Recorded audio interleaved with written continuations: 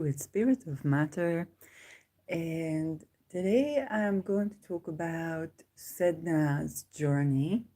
So Sedna is also going direct on February 11th, around, depending on where you are in the world. And she will be leaving the 29th degree of Taurus and ingressing back into Gemini for good at around the end of April. So let's begin. The ascendant is right on Pluto, 29 degrees Capricorn, which means it trines Sedna. And this is a Saturn day, Saturn hour. Begin a little bit with honoring of Saturn. I'm going to do it with Dana Balgetti. And so a way of honoring for me is to tell a story that I've learned about Dana Balgetti. And Dana Balgetti is about wealth redistribution. So it serves karma in a certain way. It is in tropical Aquarius. It serves karma in a certain way where, yes, it can guard your wealth, and a lot of people use it to guard their wealth. And then, of course, you must behave ethically. But also, if you don't have access to wealth, it can show you, if you have to steal, it will show you where is more correct to steal. Okay, not to steal from private people, and what business do you steal from, and why as well. Okay, if you communicate with them about it in that way, which was surprising to me because I learned about them about it from people like Christopher Warnock or Caitlin Koppag, and they mention kind of like the ethical, especially Caitlin, kind of like the ethical aspect of Danavalgadi. And when I started working with Danavalgadi, I did not have access to a lot of wealth. I had access to some other wealth, but not like monetary. And I'm not like ungrateful, but I was just surprised of what happened. And it was in a situation where I began to be shown where where to take food from, and because I was asking for food, but they were trying to, kind of like do things that are not humane, and so I kind of like to be safe, I had to steal food, and then Algadi was kind of like a part of the guidance, and through channeling, it's in my 12th house. I literally one of the intelligences, I don't know if they were directly helping me or uh, because it's like a network, was of a person who was, as a child, used to steal from like the back of the grocery stores and then steal bottles and then cash in on them at the supermarket in Nederland. And eventually they turned out to be a person who puts criminals to justice, but criminals to do murder. So unresolved murder cases. And the tricks that I was shown was pretty much the tricks that I didn't know about anything that they were using. I don't know exactly what's around it, but the thing is that I was connected with the channeling intelligences that could help me in this situation. Okay, this is a person that previously maybe I didn't have access to all the food I needed, but I was stealing was not on the menu before it was like survival. So then Algadi is about wealth redistribution. Okay, if you have to steal, you have to do it in a, from where you can steal is preferable, not like from a private person, um, and so on and so forth. But also, when you do have the wealth, it's kind of showing you like how do you behave with people if you have a business, and how to honor your clients, and sort of kind of like to be an ethical business, which I assume is more like the way Warnock and Caitlin were encountering it to begin with. So Danab Algadi, as you can see, is also the guard of the outcasts, and this was also something I didn't know about it, because it is associated with figures that are kind of like the black sheep. Okay, And so when you are the black sheep, when it comes to your food, your housing, your this, your that, you don't really have a lot of social connections that can help you with this. And so then Algadi is more like guarding these type of figures. So protective, highly protective. And another story I recently heard about Anabaughati is that it is the sacrifice star. I don't know to link it to the exact YouTube page. They work a lot with wormwood stories and the way people use wormwood in sacrifice. We know wormwood is associated both with algol, but apparently also with the sacrifice star in the constellation of Capricorn, because then Bhagavad is the constellation of Capricorn. And there are even occult knowledge that said that people used to sacrifice even people to this planet, okay? People not always growing hibiscus for these things, they were doing blood sacrifice. And I talk in other times how blood sacrifice or bodily destroying your body or something like this, and even genitalia mutilation is basically a requirement of the people who are contacting with the deities to know that there's some physical connection, and they were not able to perceive, which later in Abrahamic traditions, the majority of that was abolished. And in Christianity, you only have baptizing, and you don't mutilate the body anymore. So, and that's not to say that Christianity is more progressive, it's simply that you can work with those deities with, let's say, put in hibiscus instead of blood sacrifice, or eat from your sacrifice, and so on and so forth. And probably way more reasoning that is possible to say in one sentence. Why is it so? So then about that is also the sacrifice, the star. And people say even that the first victim of COVID was basically a sacrifice to Deneb Algadi by people who still use human sacrifice. And what's going on in the world is a conglomerate of things. Okay, it's political, there is occultist, there is a resource, okay, in terms of resource. And everybody in the world, think about the entire earth, we're so not exposed to what the entire earth is doing to get their food, to get their life, to get their fertility. And it's kind of like balancing out such a huge population. Okay, if I think about where I was born here, I was born in Israel, and the foundation of the country of Israel, there were many, many Jews from all over. There were Palestinian people, and the Jews were calling themselves Palestinian people. Okay, Golda Meir called her, was Palestinian. And the thing is that to make some sort of like a one nation, they were doing something like a melting pot. And so people had to change their names to Hebrew names and learn only one culture. And it was like a social experiment that had its pros and cons, and it had a lot of cons. And while the goal was to unify all these people, okay? So you take various cultures and the collisions between these cultures and the cultural habits that people have, that all the weirdnesses that every ethnicity has that is weird to another. So if you take a person from Africa, in Africa, the cow dung is actually sweet and it's antiseptic. You don't eat it, but you do use it on the plate where you prepare food because of its antiseptic properties. And flies don't come to that, whereas even the organic poop of cows in Netherlands has worms in it.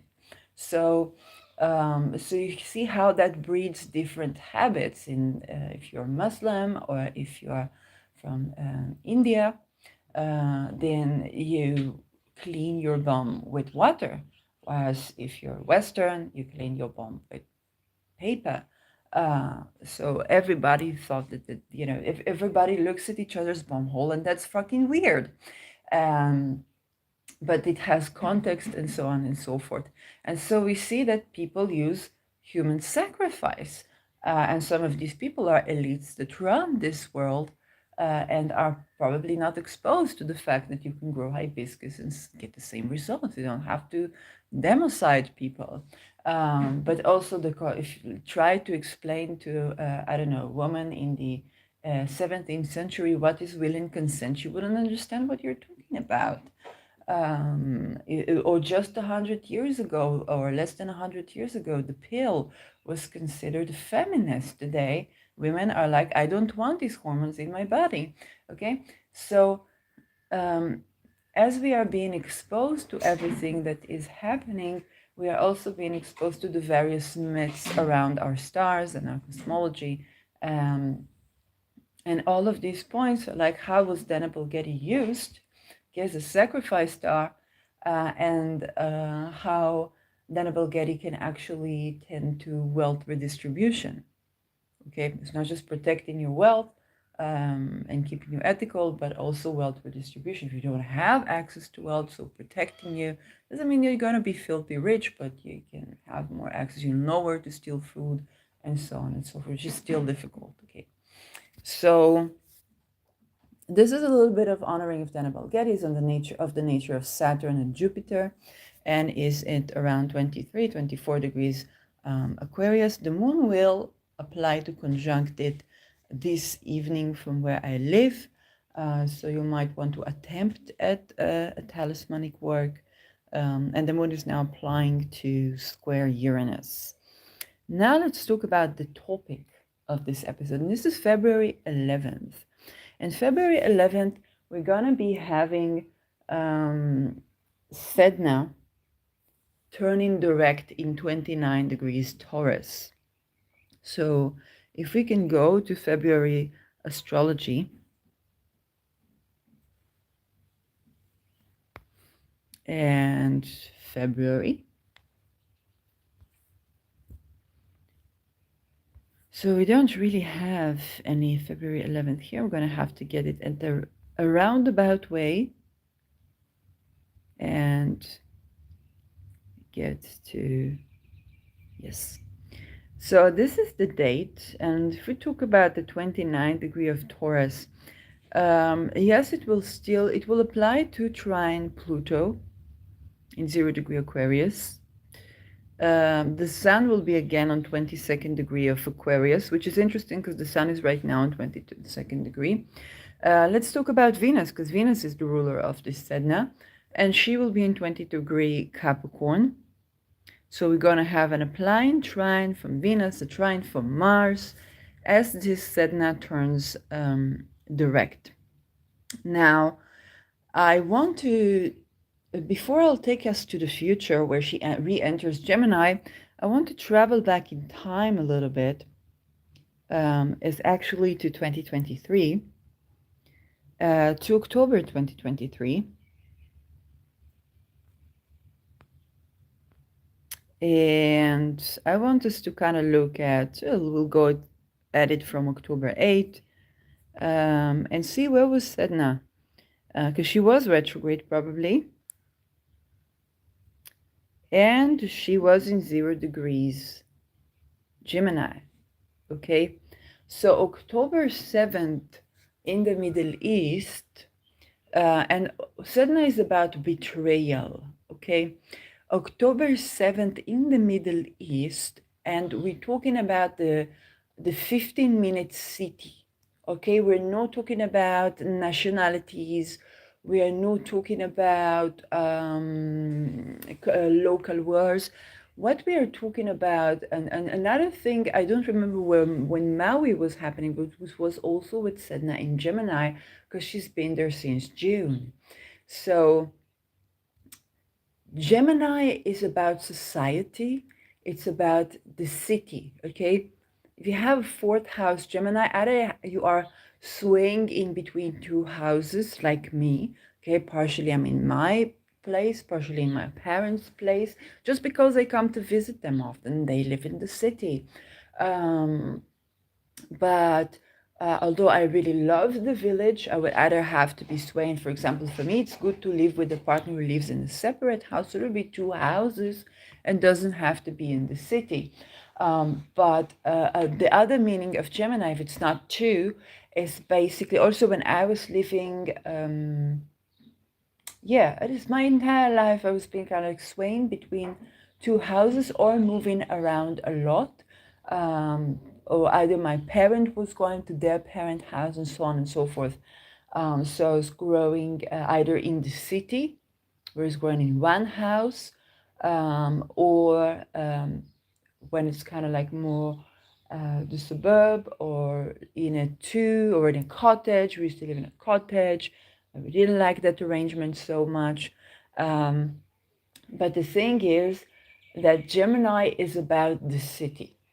It's either having two houses or motherland, fatherland, but it's also about the city. It's about the 15-minute city. It's a short-term travel. Okay, so you think about Sedna as the 2030 agenda that includes 15-minute cities. Okay, and some people say, oh, I love it. I don't want to work miles and miles and miles to the grocery store. I kind of like having a smart house. Well, you don't talk about the government. You know, I used to, in the first degree, I met a person that online that I thought was Slavic, and then turned out to say, I'm your neighbor. I said, where from? From Syria.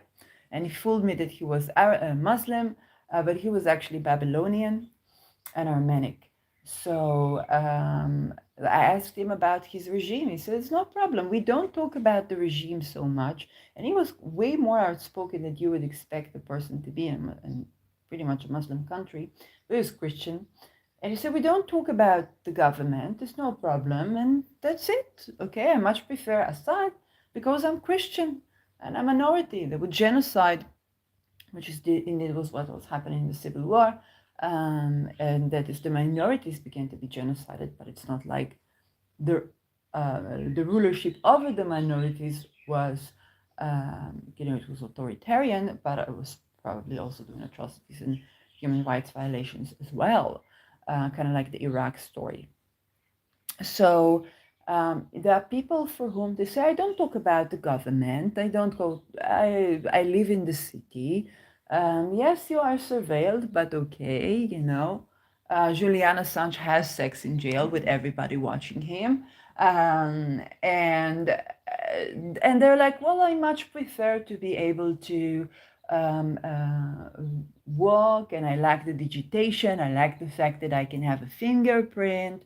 Or that I can have a chip, and I don't have to have like actual money, and I'm okay with that. Okay, but there are many people who are not into that at all.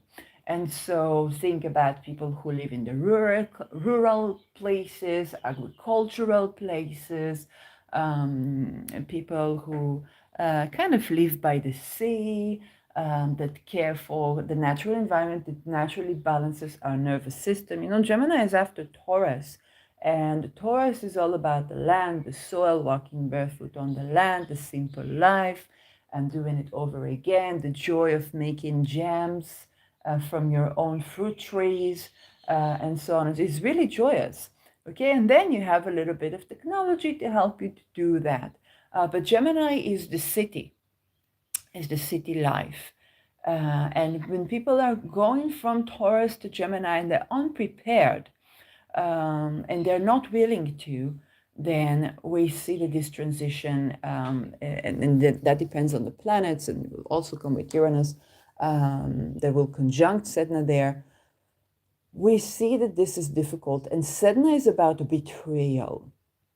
Okay, and what we saw was both Maui and 7th of October with Sedna in Gemini.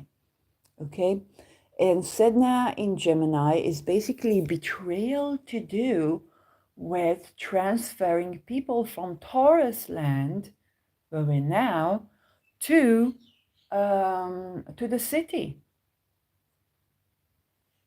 Okay, to a 15-minute city. And in Israel, it was quite obvious because there are homeless people in Tel Aviv, in Jerusalem, in Beersheba even. And there are homeless people, okay? I was taken on a very deep journey of channeling to to understand this when Saturn was in my 12th, because I'm going to be having 20 years of Pluto in my 12th. So 7th of October, I knew we are Maui. Okay, I wasn't even thinking Israel, Palestine. I was like we are Maui. I understand that. And our city was supposed to be slaughtered as well. But the thing is that the people that were in the slaughtered villages were transferred to the Dead Sea hotels, some of them, so the hotels for a month. And you think like, oh, vacation. No, it's, first of all, the circumstances are horrid, but also to live in a hotel month for a week when you are traveling is one thing. To live in a hotel month and you don't get like, they get some activities and stuff like that. But to live in a hotel month when you're dying to go home and you don't have income and you haven't planned for this, people have troubles. It's difficult for them. They don't want to be in one room anymore, and they want home. Okay, they want to go home. So the host that they are transferring them to, after contracting them to a hotel room, even though it's the Dead Sea and it's a beautiful area and so on and so forth, are a 15-minute city. All the while, there are homeless people in Tel Aviv, in Jerusalem, in Beersheba. The homeless are still in the street, but the buildings, the 15-minute cities, they are putting the people who don't want to be there in there. And after you go through certain traumas, like war trauma, people have either one or the other or both, which is agoraphobia, which is fear of a lot of people. Okay, celebrities deal with that a lot, but it's also fear of the masses, literally. Okay, you think about people who run into the protests around the world, and various protests, they can develop agoraphobia. And the other one is claustrophobia, where you have to have the windows open. And I know that, like, we have that in our family as a result of trauma, and it was impossible to get help from the government because you had to see a doctor, and they were writing claustrophobia because they didn't know what it was. And so they were causing all the they were not writing claustrophobia, but it's something else that's just like actually connected with Dana Balgadi. But that was the most wrong thing to write about this person, and they couldn't get to the help because they had to have a window open, and they couldn't get help from the government because for the trauma, because they couldn't enter the buildings of the city. Just literally. So, and to put people with agoraphobia and claustrophobia in a surveilled building, that they have to have a ticket for it to open up and they can't go through the elevator, you understand that this is a tickling bomb, and it's a tickling a bomb. And so these people were betrayed by everyone, whether it's in Maui, whether it's in Israel. We are only beginning to hear the voices from Gaza. Okay, think about UNRWA smuggling weapon, whether directly or indirectly, consciously or unconsciously, instead of smuggling food, the food never reaching the people. Okay, people began to raid UNRWA's assistance to Gaza because either Hamas would take it from them, or it would just originally, maybe not even the blame of just Hamas, maybe it's the blame of UNRWA, and the food would not get to the people, so they would have to raid it, and people literally, they don't have food, they don't have water, they don't have anything, and everybody's against them, including the UN, okay? And so even when you think about UNRWA, where they're like, okay, so could we get some food? No, they're busy delivering weapons to the area, and the food doesn't get to the people. And so they're betrayed, not only that they were bombed by Israel, but also that the entire Gaza infrastructure of Hamas, and so whoever was supposed to represent them or protect them was basically betraying them. But that was for like 75 years. Well, Hamas has not existed in 75 years. the leaderships that have been doing that for various interests around the world, and then it's easier to blame it on Israel.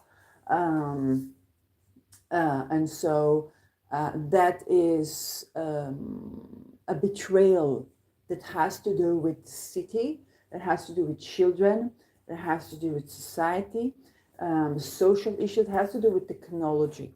And so the delivery of these people to the 15-minute city, suddenly a virus breaks out in a hotel and stuff like that.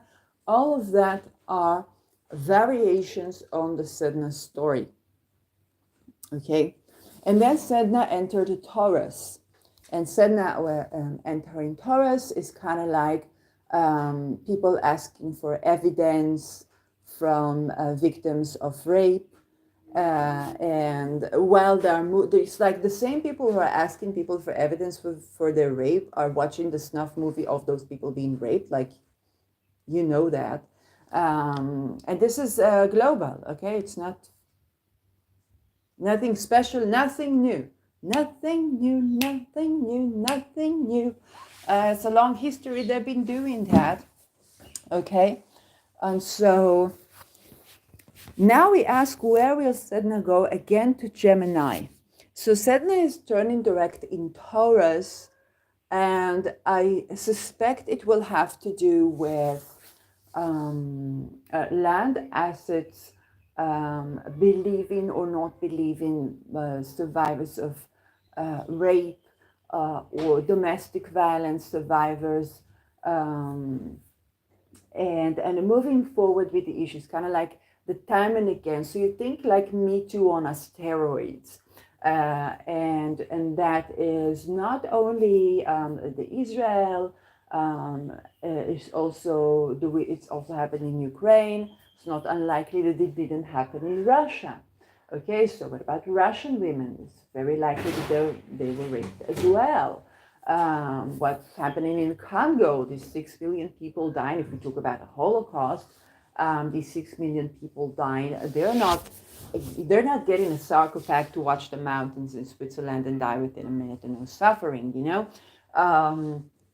And it's not only women that are raped, also men and children. We know that people that were kidnapped, say in Gaza, but we don't know if they're in Gaza. They could be underneath Israel in the Sharon area as well. And there were people seen, like people with the blue uniform, something like this. That is kind of like very weird. Who are these blue people? So around the kidnapped children, like Bibas, the baby, and so on.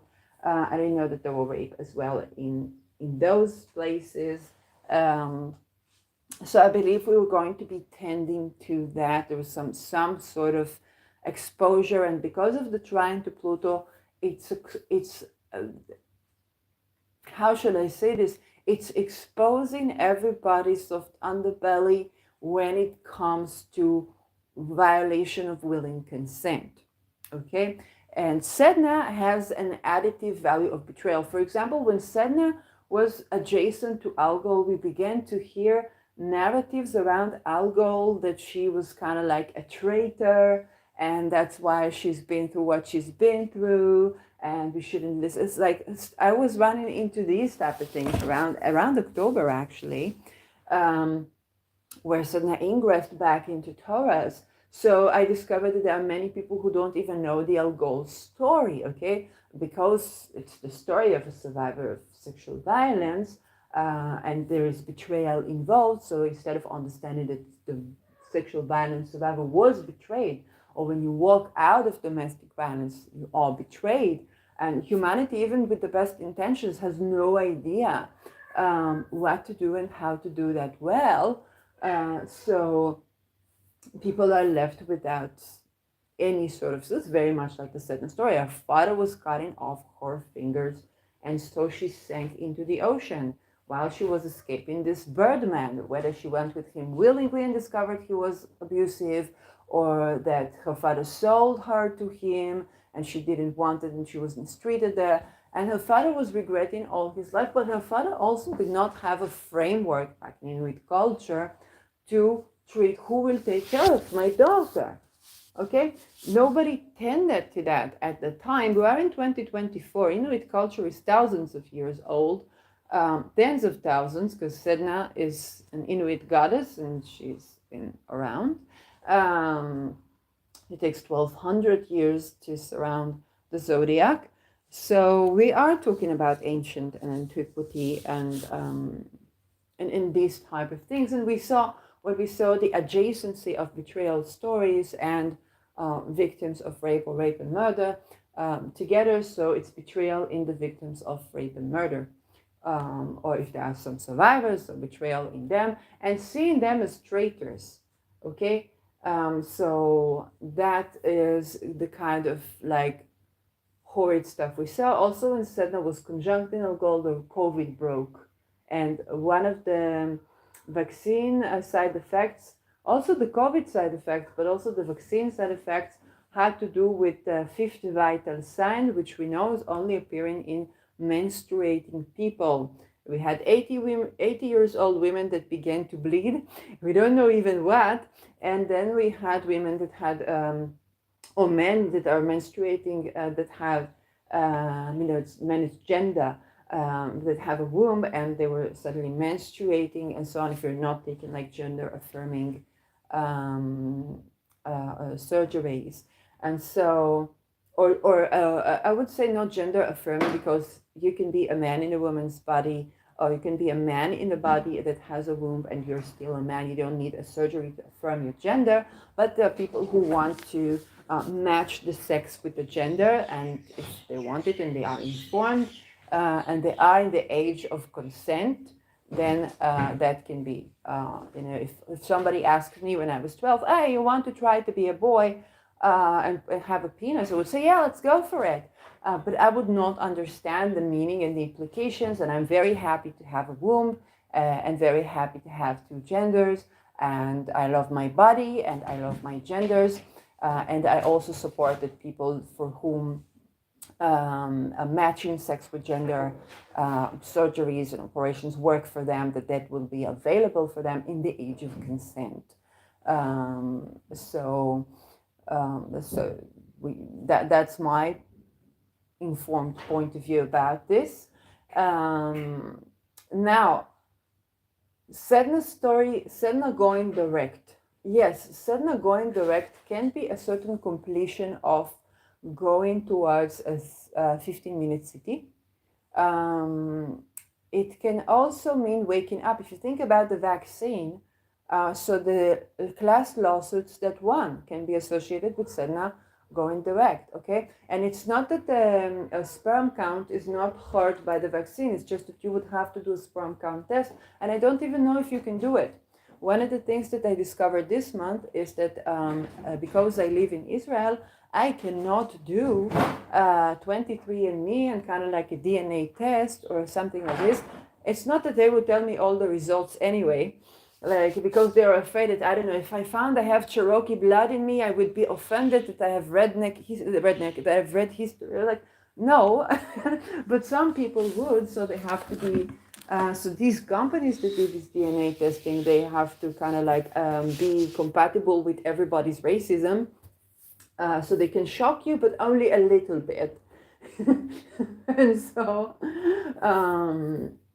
And I'm informed about my family story, so I cannot tell you everything, not because I don't want to.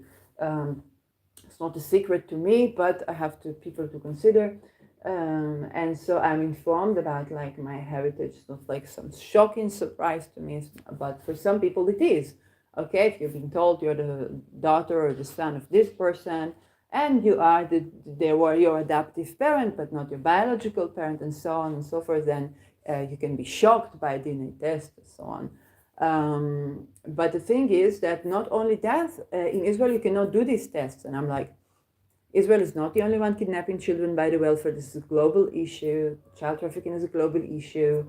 Why does Israel not allow to do these genetic tests? Like, it's so very weird to me. Is it something to do with genetic modification? And even so, like the mRNA were given to everyone. Like, what is going on in Israel in regards to genetics, and why can't we have genetic tests unless the court dictates to do so. Why can't we just do a genetic test and kind of like find out about our ancestry and so on and so forth? The entire world, like most of the Western world, can do that, and we can't. I don't know, like what's hidden there. It's just weird to me, because the worst things that you can think of is child trafficking, child selling, unregistered children. It exists in Netherlands, it exists in the US, it exists in Norway, it exists in Israel. It's nothing new. So why can't we do DNA tests? It's so weird. So that is another thing coming up, not only with the Sedna story, but definitely it themes around betrayal. Okay, people in Maui, they're like, why is nobody assisting us and everybody is against us? People in Israel, they're like, we were okay with, we're not okay, but we're like, we prefer to be bombed every couple of days, and they were being bombed every couple of days. Okay, they lived under fire, and just to be in the open field and grow agriculture, and we saw it as idealistic, and we also like, I'm living in heaven, and there is hell every once in a while, and they were preferring this to living in a city, because they did have the wealth to move, to sell and to move to the city. They could do that. Not all of them, but many of them. Okay, they were not unwealthy people, but they were also living in hell because they're constantly bombed. And they prefer to be under fire and in the open field than to be living in a smart city or in a smart house. And now it's those people that are taken to 15-minute cities, okay? And we don't know what are they thinking to do with the whole area of the border of Israel-Gaza, okay? And there's some people even talking about that could be used for human trafficking and many things that we won't be able to have access to know. And so there is a lot of things that are very easily blamable on the countries rather than the actual global agendas that are happening. And so Sedna, and also when it comes to the 7th of October, the people within Israel were like, for 8 hours, for 12 hours, nobody came in to help us. And there was a massacre, there were torture, there were rape, they were reaching central cities, they were conquering like police stations. Okay? And we're talking about the IDF here. It's not the IDF, because people in the IDF in 73, they violated illegal orders, but we now know that people who violate illegal orders, disobey illegal orders, are forcibly hospitalized. Survivors of the Nova Party were forcibly hospitalized. We had Tessaluki, who was forcibly hospitalized as well, because he was broadcasting from Palestine prior to the war, and they were all, and he had to pay $6,000 to a lawyer to free himself. So there are a lot of things that we cannot say this is Israel or blame our government, because this is beyond our government. And to say, oh, Israel betrayed us, it would be redundant or trying to reduce it to a level where it's not, because we really don't know if Israel could even do something. And that is where it's at. And so on and so forth. So Israel is a bit like the scapegoat, okay? It was put here as a country to kind of like balance the Middle East by proxy for both the East and the West, and everything that it's doing, it's being blamed for. First, it's a lot easier to sue Israel for war crimes than to sue Qatar or the United States or China or Russia. All have forces in the area. Remind you, the structure of the UN is the P5, which is the Security Council, and these are the countries that can veto a decision to invade militarily another country. Those countries are China, Russia, United States, Great Britain, I'm speaking after World War II. And France, those are still the P5. After Brexit, after everything, those are still the P5. Those are the countries that can veto a decision or unanimously decide to militarily invade a country. Okay, that's the structure of the UN. The UN is also having some Saturn something, I don't remember. So that's another thing that's on the menu. Okay, Sedna's story is a betrayal story. Okay, and betrayal happens of various reasons.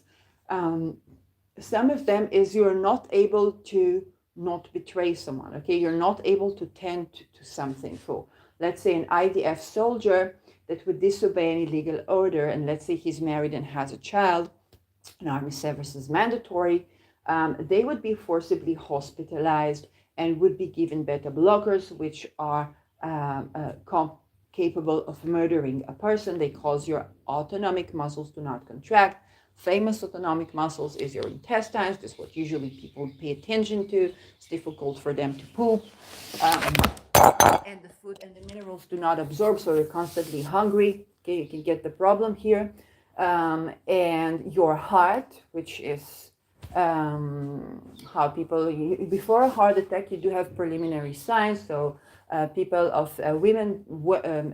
female body, they have like excess heat, and kind of starting to take the clothes off, but lack of air. And it doesn't seem like there's something like cholesterol, something like this, and it's a heart attack. But for men, it's male body, it's like they feel like a truck going over the chest. And so you pay attention. If you have a heart attack, you know this. But if you have a drug that causes your autonomic muscles to not contract, you just die, because those side effects are contractions of autonomic muscles reporting the body, hey, we need help, we need help, we need help. When we shut down the red lights, you just die without preliminary signs, and nobody can say it was from the pill. It's like unexplained death, or they can say you died from COVID, or whichever reason they want to write for the sake of writing, and it's undiagnosed, and you know that they have a lot of stress, a lot of dead bodies, a lot of patients. Nobody is going to pay attention to you, and the person who's supposed to pay attention to you is hardly living and breathing themselves. And you can watch even funny shorts like Nurse June to understand what's going over our health personnel worldwide. So, and the last muscle is the brain. Okay, so your brain starts functioning, you're in a clinical death. And that is where contractions, autonomic muscles do not contract, you're in a clinical death. And so if you have a wife and a child and you die, nobody is going to pay anything for your wife and child. Nobody is going to acknowledge you, because then they would have to acknowledge that they basically murdered you. Okay? This is the meaning of disobey. And we talk about all army service is mandatory. I said I'm going to talk about this. I think it is the correct time to talk about this now. Regardless of if you are living in a country where the army service is mandatory, and every country can decide, especially now in these times, that they are recruiting everyone to the war. If you are not sick, then they are recruiting you to the war. Okay? And you see now in Ukraine, there are many women that are now recruited to the army to top up the troops, okay? And so the way Richard Feynman got away from serving in the Second World War, I think, or was it NAM? No, it was the Second World War. He was working on the Manhattan Project. Yes, pardon me. And the way he was doing that, he was going to be checked up by a psychiatrist, and he kind of poked the psychiatrist, and the psychiatrist said, "You are cuckoo." And then he went to all his friends. He said, "I'm a cuckoo." And they were like, "No way." He said, "I'm a cuckoo." And no way. He said, "Yeah." But he wrote, "Well, I'm not dumb. I'm not cuckoo enough to not try to use it in my favor. I'm working in a lab. I'm developing stuff to do with security. I'm useful to my students, to this, please don't recruit me. And they did not recruit him. So now we know Feynman is a cuckoo. As per his psychiatrist. Yes, what he did to do that, you're going to have to read in his book. And it's very simple for any one of you to do that. You just have to ask, what is psychiatry in terms of science? There is no answer to that.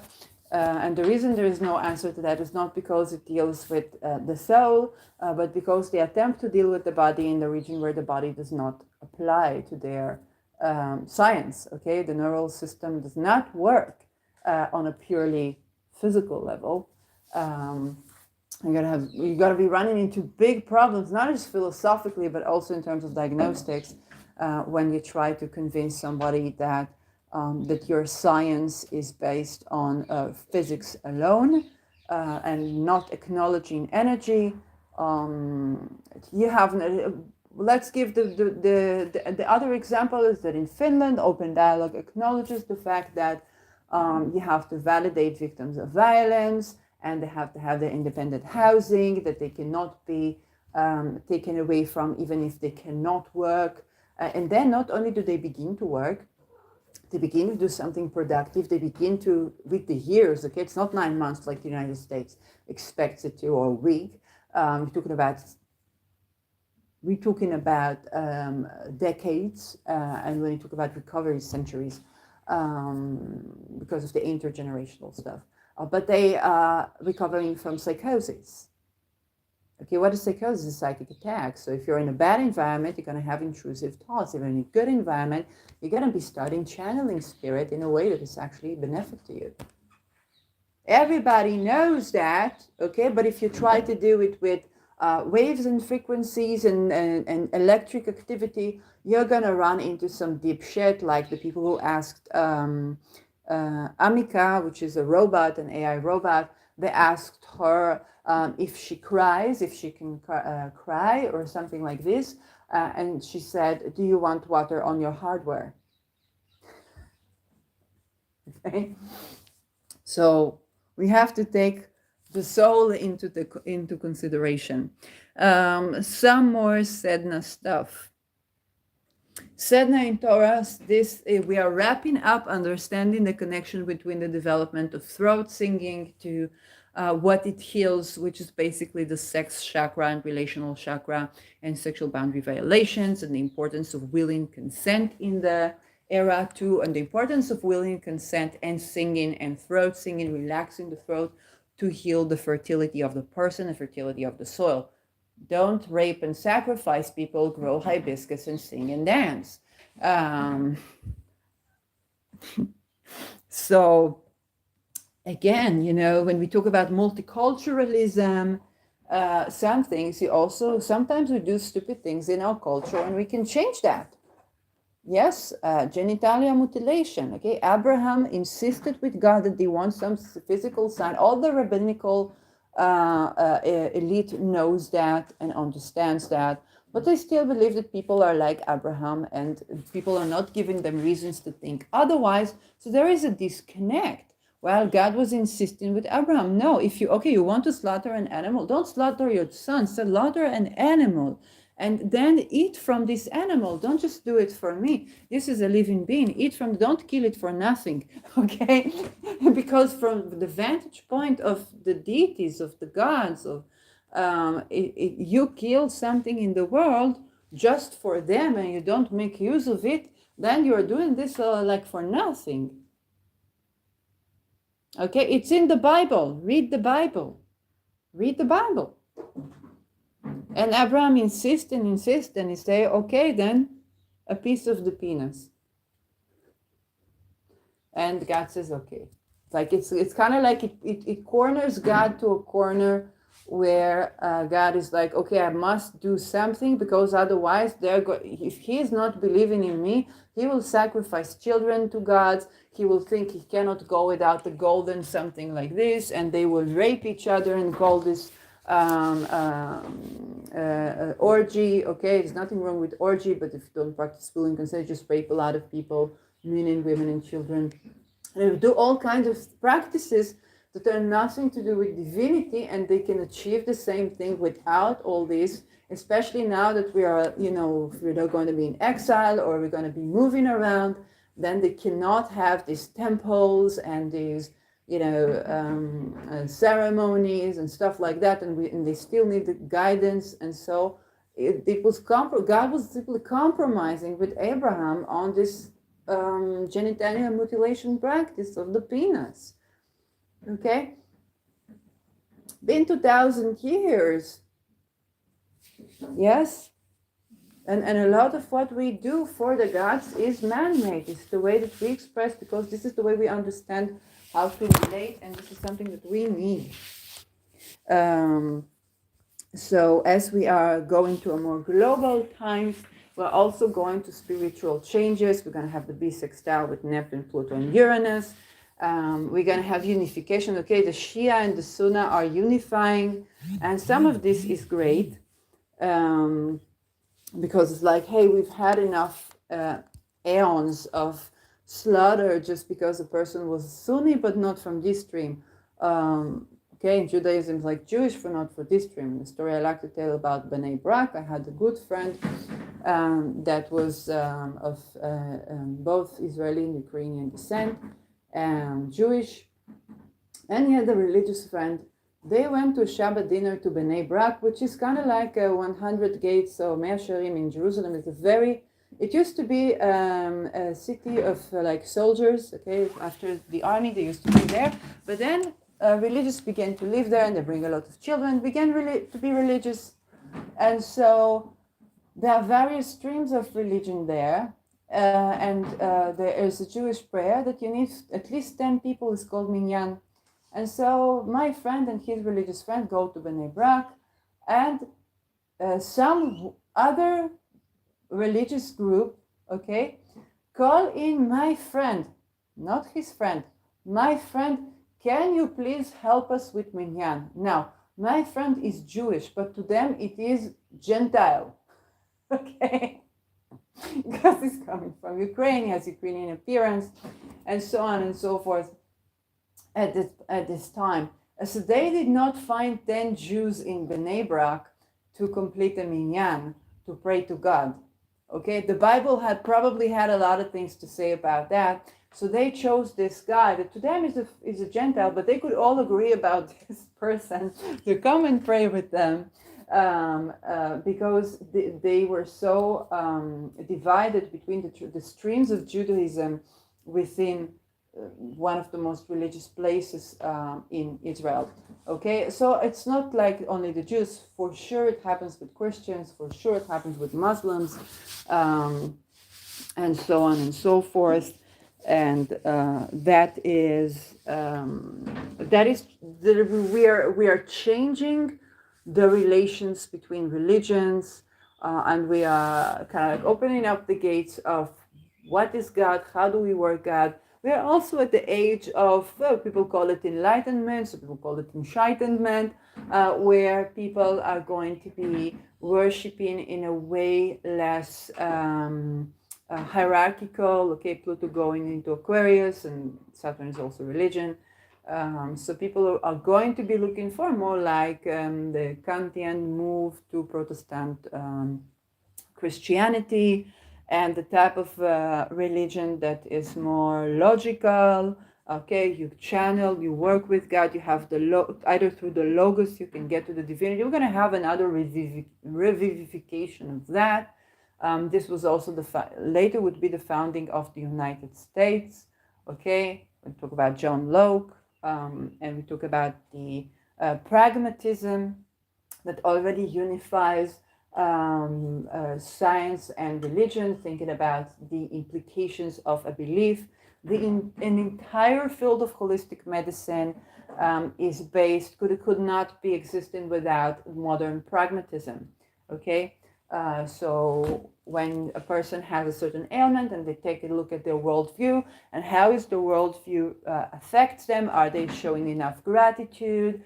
Do they have kind of like a sacred practice for themselves, or a sacred, or a place that even if it's not sacred, if they're like sciencey oriented? Do they express enough gratitude in their life? Do they feel the feelings that they feel? Do they feel like a sense of connectedness to something beyond them? Okay, they can get this without religion, and that affects their well-being. Pragmatism is the modern mother of this. It's a philosophy that was founded in the United States. Okay, it could not be founded without the Enlightenment from people like Kant, that told you that your access to God is not about the priest. And Kant was a priest, but through your isolating yourself and thinking to yourself and thinking about the world and thinking about philosophy, and every person is able to do so, and we need every person to do so. Okay, he was preparing us for the Pluto in Aquarius and the result of the Pluto in Aquarius and the democratization process. And now we are heading towards another one, an even bigger one. Okay, the role of Sedna there is, it's very difficult to say the necessary betrayal. Okay, I will not tell you how the experience was, but it's not easy. And it is an understanding that there are things we can no longer rely on. For example, if you are reliant on our welfare, okay, for me, the only way to not unalive myself is to agree to accept a certain tag of ailment, and that got me a grant to study because I couldn't fund it myself with regular jobs, and I switching jobs a lot because apparently I'm kind of a whistleblower, independent one. So the thing is that you understand how difficult that position is to be. And it's not like I can find myself doing anything else. Okay, if like you wanted to hire me for your business, I would feel like, oh my God, I'm going to bring a revolution to your business, and then you're going to hate me because I'm going to give you necessary changes, and I'm not going to be, and it's going to be done the Iranian way. It's going to be very provocative for you, and I'm going to leak out information about the business if you're not doing right, and so on and so forth. So it's very intimidating to everyone, including me. But the thing is that it's very likely very soon I will no longer be able to rely on the welfare, and it's also manifested for me. Around my second house, okay, it's time for me to pick up my skills. All the while Saturn is in my first house.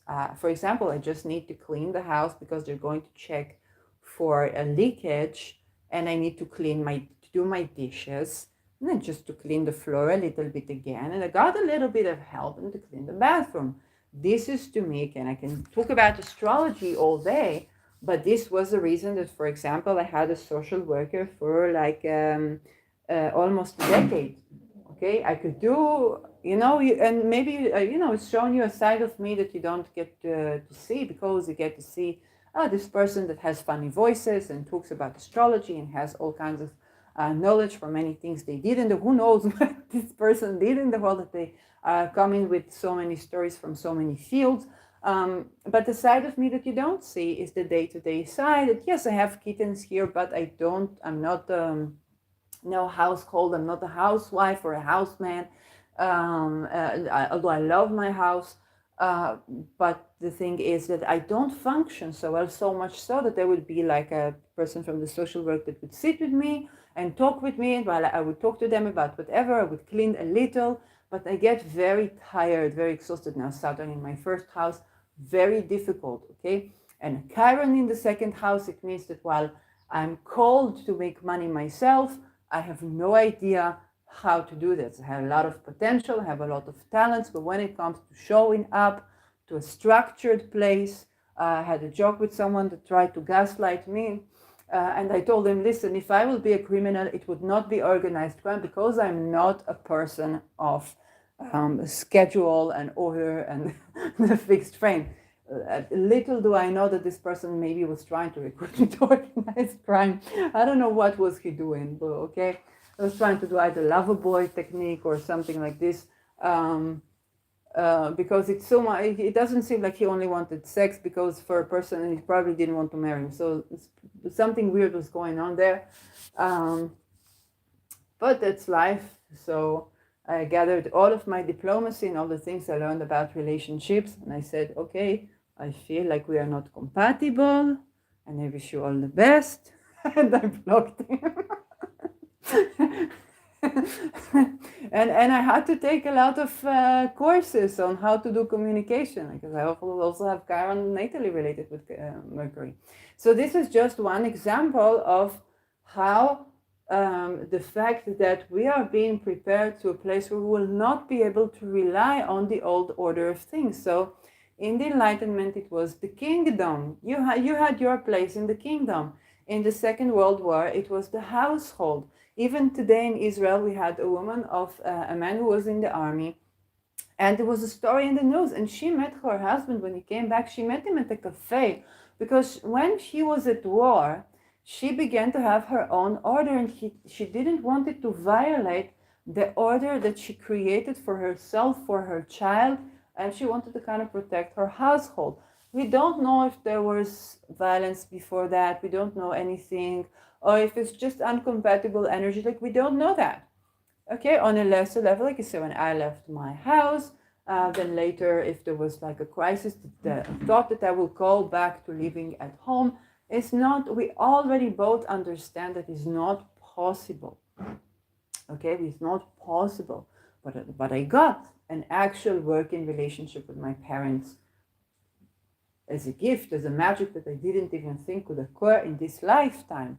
Okay, and so if you think about the First and Second World War, 2 generations of men died. Women had to, the women who survived had to make it by themselves.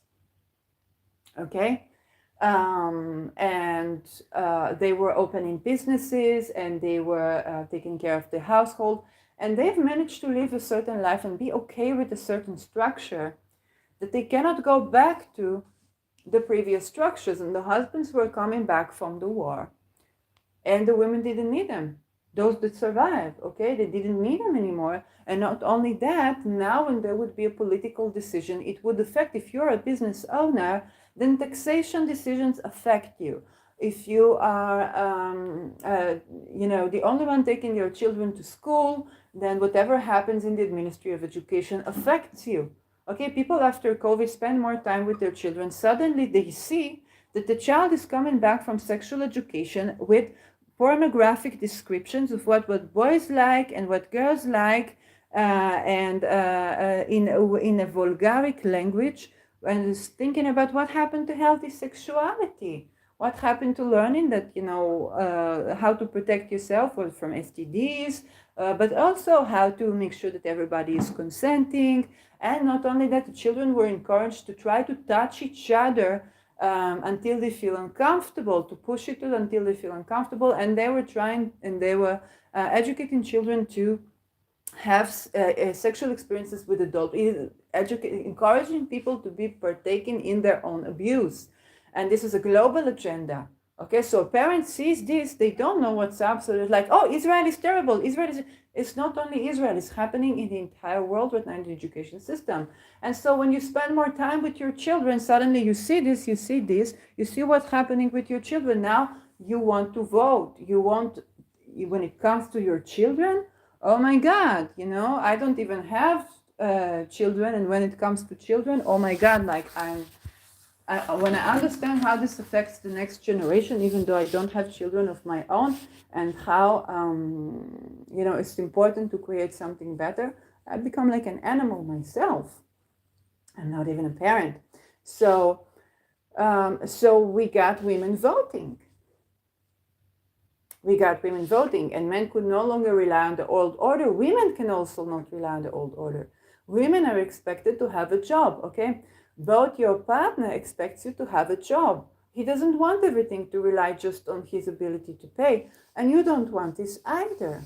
Okay, so now if in the past it was difficult for a woman to get commitment because the man would say, can I provide for my wife? Can I this? Can I that? And now we also get women like that. Can I partake in a relationship? And so the work schedule is changing, because if I have to work, I understand that there are places where I have my menstrual flow, and there are places where I am more energetic, and I'm also wanted to be partaking. And if I want to have a family, or if I want to have my own spiritual practice, then the work schedule has to be compatible to me. Or if I left a violent relationship, I don't just take any job, because then I will be harassed at the workplace. I learn from what happened to me, and I don't take on anything that they give me, because I don't want to repeat the same mistakes. Okay? And I understand that the higher meaning, think about betrayal, okay? The higher meaning is that I will not betray myself, and I will not, rape myself and my body to work in a situation that is detrimental to my health. There's everything lovely about being active and doing something, and achieving stuff. Okay, it's a part of how we feel competent. It's a part of how we feel energetic, a sense of meaning and purpose. But it has to support that. If my job is constantly fooling people for money, then I cannot do this. It is unhealthy for me. I get a mental breakdown. I was suicidal because I didn't find a job that was meaningful for me. Okay, it's not just relationship, or you need to be a mother. It's also the career. And now women are more aware that having a career in a way that is supportive to them is not the hustle, but yes, having a meaningful thing to do beyond just taking care of your children is important, both for your ability to be a good mom and for your ability to have a sense of meaning and purpose in life. These children need a mother, and this mother cannot do only parenting anymore. Okay? But at the same time, we cannot work as hard as we used to work, because then we don't have time for our children, and also we are not efficient in our work. Okay, our healthcare personnel, they don't have time to meditate, to dance, to have a retreat, to think about what they're doing when they're telling you, well, if you don't take these pills that cause your autonomic muscles to not contract, you will be sick, you will be, and we will need even more pills to balance you out, you know? Or a social worker in COVID tells me, I don't have 5-star hotels, and then 7th of October, and everybody's in a 5-star hotel when they lost their homes. Well, it's very weird, because those 5-star hotels existed also before the war. And if you think there's no such thing as war tourism, boy, you are wrong. Okay, so tourism does not stop at war.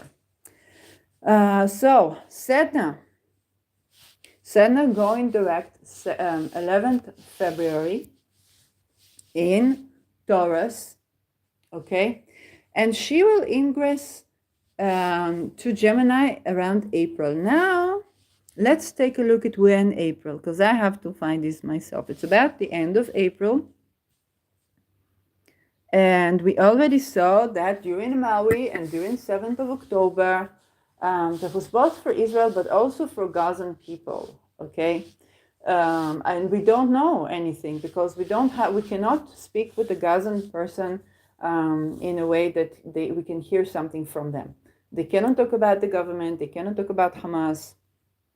We know that there were many people that were happy, but yes, people were shown many people that were happy when Israel was attacking Gaza. And there is intricacy to that. Okay, if they lost someone who was raped and murdered, they don't think in a way that it's like it's an emotional experience, and so we can imagine that this is true to various places in the world. Now let's take a look at April. So let's take a look at April 21. Jupiter-Uranus is on the 21st degree. And let's take a look at Sedna. Sedna is still on the 29th degree. Let's go to the after Passover.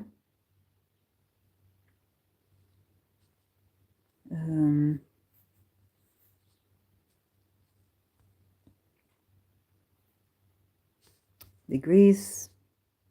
Jupiter is on the 22nd degree. Sedna is 3 astrological minutes away. And I think, let's go just a couple of days forward. And asteroids and degrees.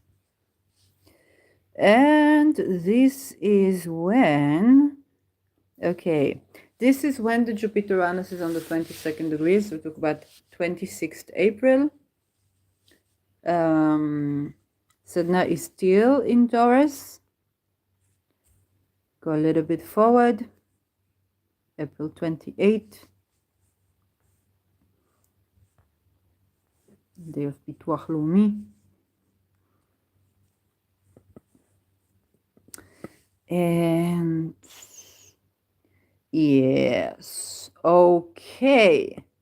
So somewhere around the 27th of April. No. 28th April. Okay. Jupiter is just separating from the Jupiter-Uranus on the 22nd degree, and Jupiter ingressing into the 23rd degree. Sedna ingresses to Gemini right on April 28 or 27, depending on where you are in the world, 2024. Uranus is still going to be on the 22nd degree. This is the one most associated with the 7th of October of Israel. Now, I don't know where exactly is Passover. I believe it's way earlier. So it can be like there's a holiday after Passover. The one that everybody celebrates, Mimuna. So this is where Sedna ingresses into Gemini again, April 28, 2024. And here we are moving from Me Too on asteroids, okay, to the 2030 agenda.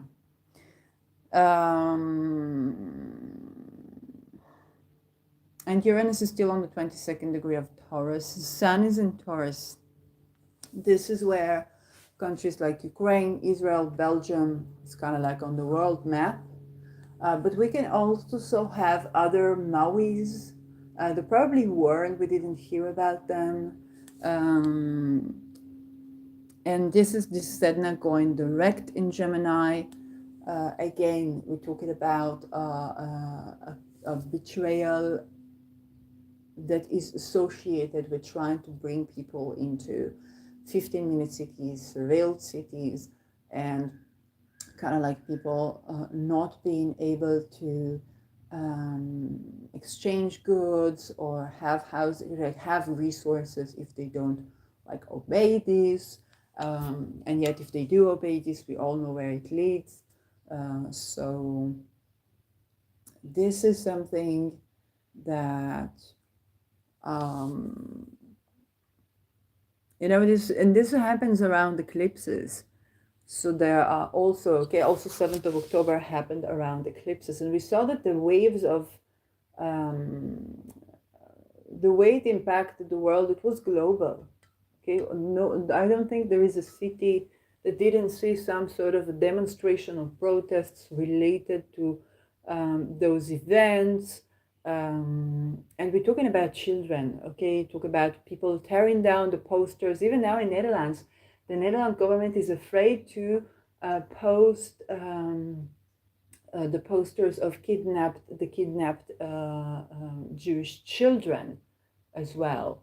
So children being betrayed, okay? And this, again, it's not the first time that it happens.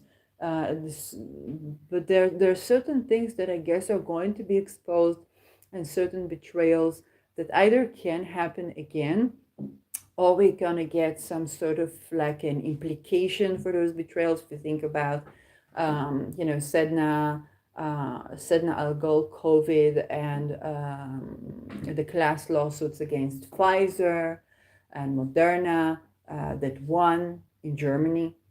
Okay, Pfizer is a German company, and the government's kind of like saying, oh, we understand that this was a mistake. So we can see something like this. The people who have been given the order to tear down posters of kidnapped children may be in for repercussion. Again, Pluto is still in orbit to trine this.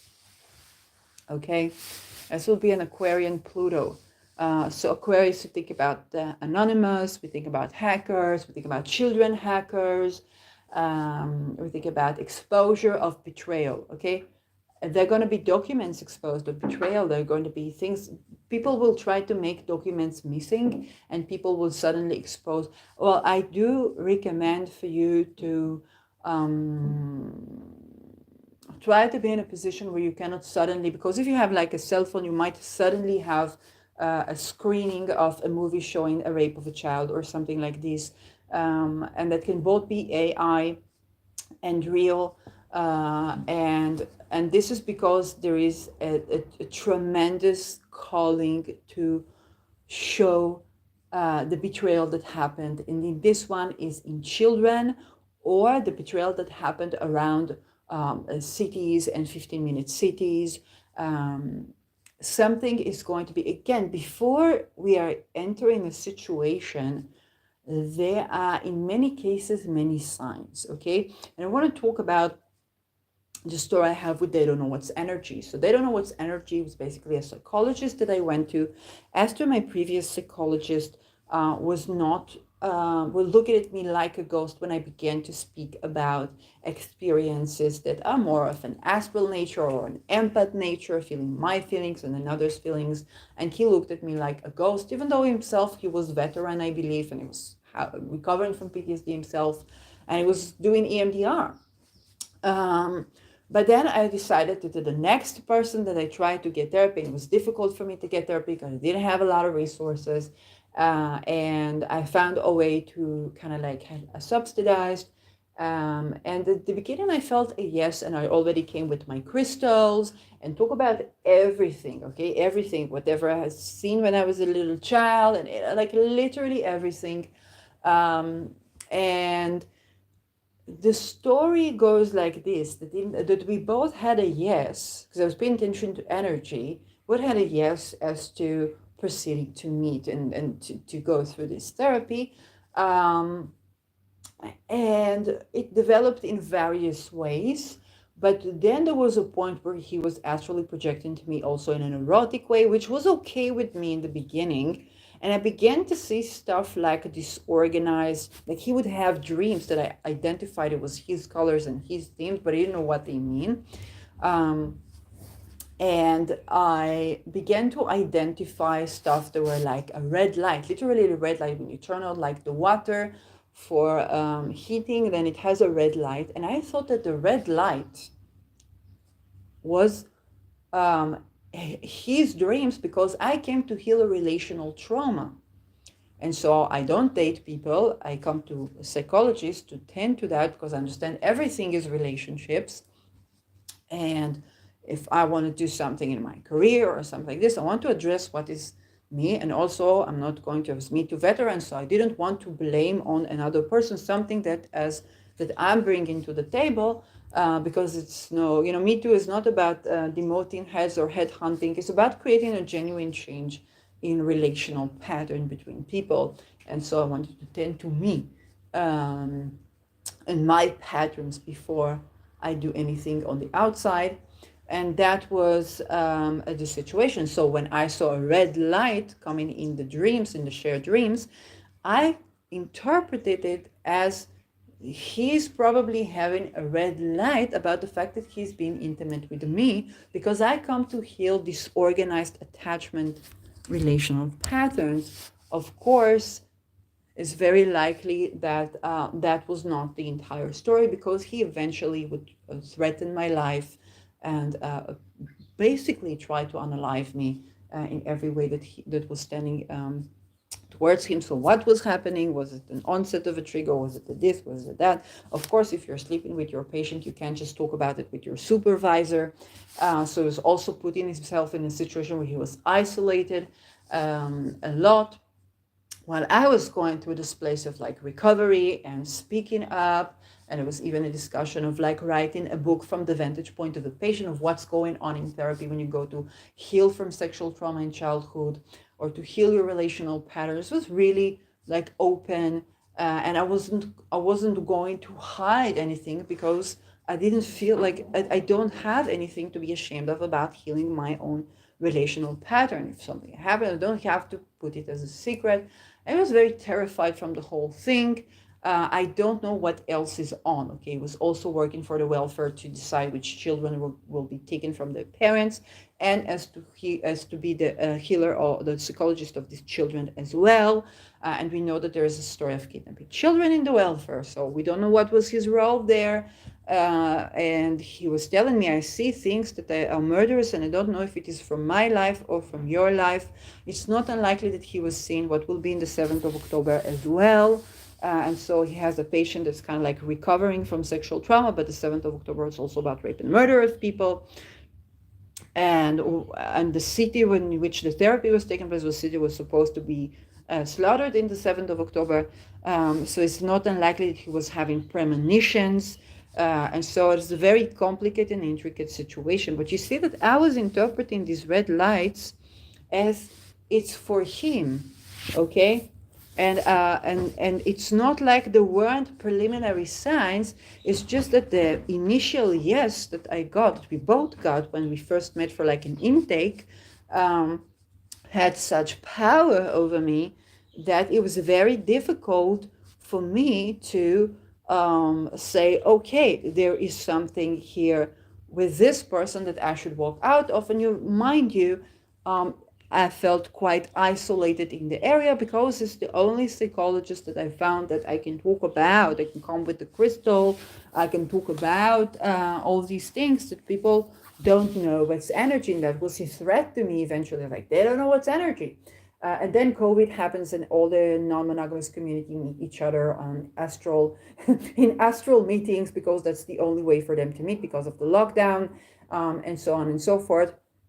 But the thing is that there are preliminary signs where something is going corrupt or where something is not going in a good direction.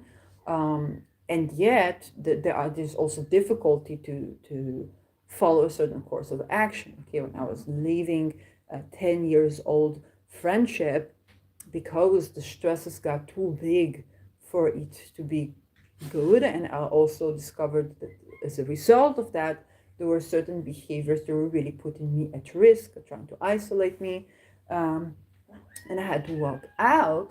I realized that the where to and where I want to walk out to a healthy environment, okay, not to an environment that will be abusive at work or abusive situation of living.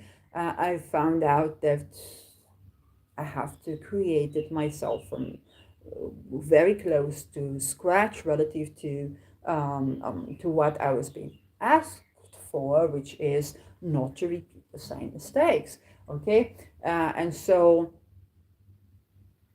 those situations of betrayal are situations where we can no longer rely on old structures, and it's evident, okay, it's a breaking point. Okay, I could not see I cannot have a cup of coffee with they don't know what's energy and both feeling safe to talk about what was. Okay, no, this person tried to unalive me. This person used methods of energy that I had to work very hard to set boundaries in every realm possible. That's how I got to astrology and even astrological magic.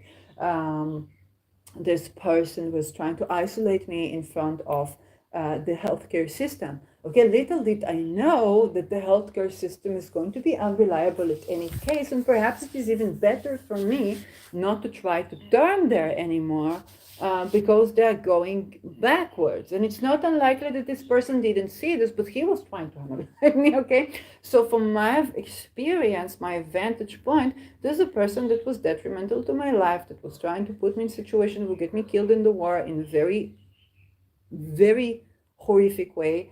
And that's not a person I can have like a cup of coffee over, okay? And we have to understand this is also true between nations. This is also true between people. Nor is the person that I had a 10 years old friendship with, I cannot feel safe like to have a cup of coffee over whatever in order to try to isolate me in this way. Okay, it broke a certain threshold where things do need to completely change. Okay? From a bird eye view, I understand why me and the person that were already getting to the point that in face of the law, we would be known in public. Okay, and we were friends. Had to be separated. We both found it difficult to make changes in our residence, okay, or in our lives. So there was a crisis that was breaking us apart, so much so that we can't be in contact, okay? But it was a crisis that was breaking me apart from trying to see a psychiatrist, a psychologist, a healthcare personnel in general, because the healthcare system, my role in life, some sort of a life mission, that especially in the next 2 decades will be involving exposing some of these, hospitals or jails, or kind of like corrupt, or even hotels, is anything of the 12th, and expose atrocities there as well. So you see that betrayal is a crisis situation that, from a bird eye view, is, we would not by ourselves go and cut our card for the healthcare system, cut our credit card, not because we have expenses or we don't know how to use a credit, but because it belongs to a place that will try to surveil us, tear our past. But we by ourselves, we would never do that, because it's freaking scary, because we don't know what to do next. The crisis, the betrayal experience is kind of like, are you going to go down, or are you going to thrive, albeit the odds, and create the new? So for many of us, that means that if we don't want to set ourselves up for concentration camps, and when Pluto is in Cancer and Leo again, then the alternatives we have to find must be compatible for people who have agoraphobia, claustrophobia, fibromyalgia, okay, that can barely move, that can barely be around people for long, that must have their own space to walk on soil, and think about the contradiction between that and the age of air, the big technologies. Okay, but also I want you to consider that air and fire alone is inflammation. You need water and you need earth. Okay, just like earth and water alone is fungal infection.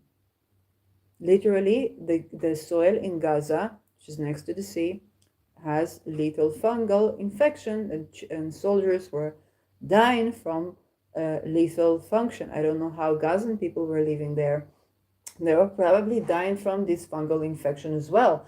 So you can, like a Palestinian person that has been through massacres and has been through forced evacuation and losing land, okay, they will stick to this land with their everything. This is stagnation. This also creates a fungal infection. Okay, I'm not even talking about warfare, medical warfare. Yeah, absolutely, but also stagnation. Okay, so think about the age of water. That we had water, then we need earth, but then we have stagnation because we don't go on air, we don't travel. Okay, if you're in a political situation where you're like, I don't want to lose my home. A lot of Israelis who lived in the villages were evacuated in such situation. They say, we must go back home. And then the government did something and said, you must go back home. And everybody were fighting, of course, because they can't go back home where it's still the same situation. They're still being bombed. And some of the homes they literally can't go back to because they just left. So there's some sort of a stagnation that that is addressed by air and fire. Unfortunately, it was manifested as a massacre. Okay, this is horrid manifestation. Another manifestation of earth and fire is flying rockets, not rockets of war, but rockets to space, or planes, or aircraft, and so traveling in air. But if a person is so busy fighting for their home and fighting for their homeland, they don't get to travel. And the soil becomes stagnant because there is no air. You constantly, even in Judaism, you're supposed to, this 1 year, the 7th year is called the Shemitah year. You don't grow anything on the soil. You leave it there so it can heal. Okay. But if you don't have this air and fire, then the soil becomes fungal. Okay. And then when you think about crowded place where the soil is fungal, many people will just die of from, the fungal is a nervous system disease. It's very likely in our food, in our waters, and all of the above. It would very likely spread to these regions where we grow agriculture. 70% of the tomatoes were manufactured in those Otef Azers, those settlements that were supposed to kind of like protect the Israeli border next to Gaza. Okay, so there is our man-made laws, and then there is nature. Nature says if you only have water and earth, no air, no fire, this place can't really feed you. Also, when you have a home, okay, when I was in between houses, this is Sedna is ingressing to my 4th house. When I was in between houses, this meme of what do we want, when do we want it? So I said, what do I want? A home. Why do I want it now? What am I going to do when I don't have a home? Travel. Because I realized that I need a home, a base from which I can travel, but it's also important for me to travel for the maintenance of my home. It's important for me to travel and see some other places and sources and agriculture for me to have ideas to bring to my garden. Yeah. And it's important for people to have a motherland. Is important for them to travel, and for people to travel is important for them to have a motherland to return to, so a home to return to. And this is also an issue when we talk about freedom of movement. Trust is very important to have freedom of movement. So having trust cures inflammation, but also fungal infection, because you get to move around, you're not stagnant, and also you're not ecstatically moving, okay, from like anxiety, and then you're not inflamed, okay. So and this is nervous system health. Both fungal infections and inflammations are associated with nervous system health. So, Sadhana going direct, you understand that your housing must support your nervous system, and you understand that the freedom to travel is also important. Okay, recently in Ben Gurion Instagram, Ben Gurion Airport Instagram, we had celebration. There was a plane coming from Greek, returning to fly to Israel, and one of the comments was like, where did we come from that we celebrate any company that decides it's agreeing to fly a plane to our country? Okay, so you understand that this stagnation is also terrible to create something good. Okay, if you talk about sanctions, what is the role of sanctions in Iran in making Iran less tolerable for women? We don't know. And so this is something that's very relevant to a country like Israel. Will there be sanctions like Iran and stuff like that? Whereas on the other, if somebody wanted to disobey legal order, they would find themselves forcibly hospitalized. We know hospitalization is not a local thing. There is a World Health Organization thing. And so what is the role of the World Health Organization in making certain local armies obey illegal orders? And illegal orders rape, murder, kidnapping, torturing, massacre, genocide, and apartheid. So these are questions that we need to ask ourselves, because we're going to see a lot of local inflammation of conflicts, but are we going to touch on the global issue? Are we going to address this global issue? And the thing is that what we are awakened to is that many aspects of our lives, if not all of them, are involving. You cannot settle. You get a sleeping ticket as a homeless in the United States. Watch the channel Invisible People for that. So we get a ticket for sleeping. Okay, you want to sleep in the forest. If some police person catches you, you get a ticket for sleeping. In the United States, the land of the free, okay, free country. Not in a private place, in a public place. You get a ticket for sleeping. So when I was escaping human trafficking, a person tried to put me in human trafficking in Netherlands. I was standing next to a restaurant, and the waitress said, "You cannot stand here." It was freezing cold, and I didn't know what to do. She said, "You cannot stand here, though." Okay, so I was running away. Yes, now Putin is eyeing Netherlands. And even if without Putin, Mr. Geert Wilders wants to annex, it's not Veldsberg, it's Flanders, the Flanders in Belgium. So it's a part of Belgium. Yes, there are a lot of Dutch people in it. It's kind of like the Crimea story. And so you think about a person trying to run away from all the things and the atrocities and human trafficking that happened during this time, and the waitress tells them, "You're not allowed to stand here. It's the law, it's the rules."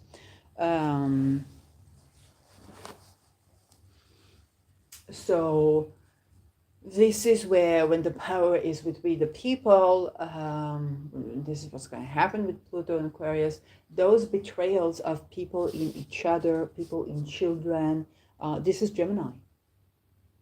And this is where the remedy can be, if you have a bus ticket, or to allow public transportation, or to allow the freedom of movement, and also to be a person, as much as you can, that if you have the privilege of being reliable, then to be more reliable to people. This is honoring Sedna.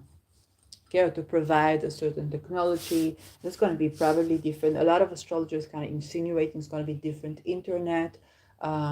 Yes, absolutely. Okay.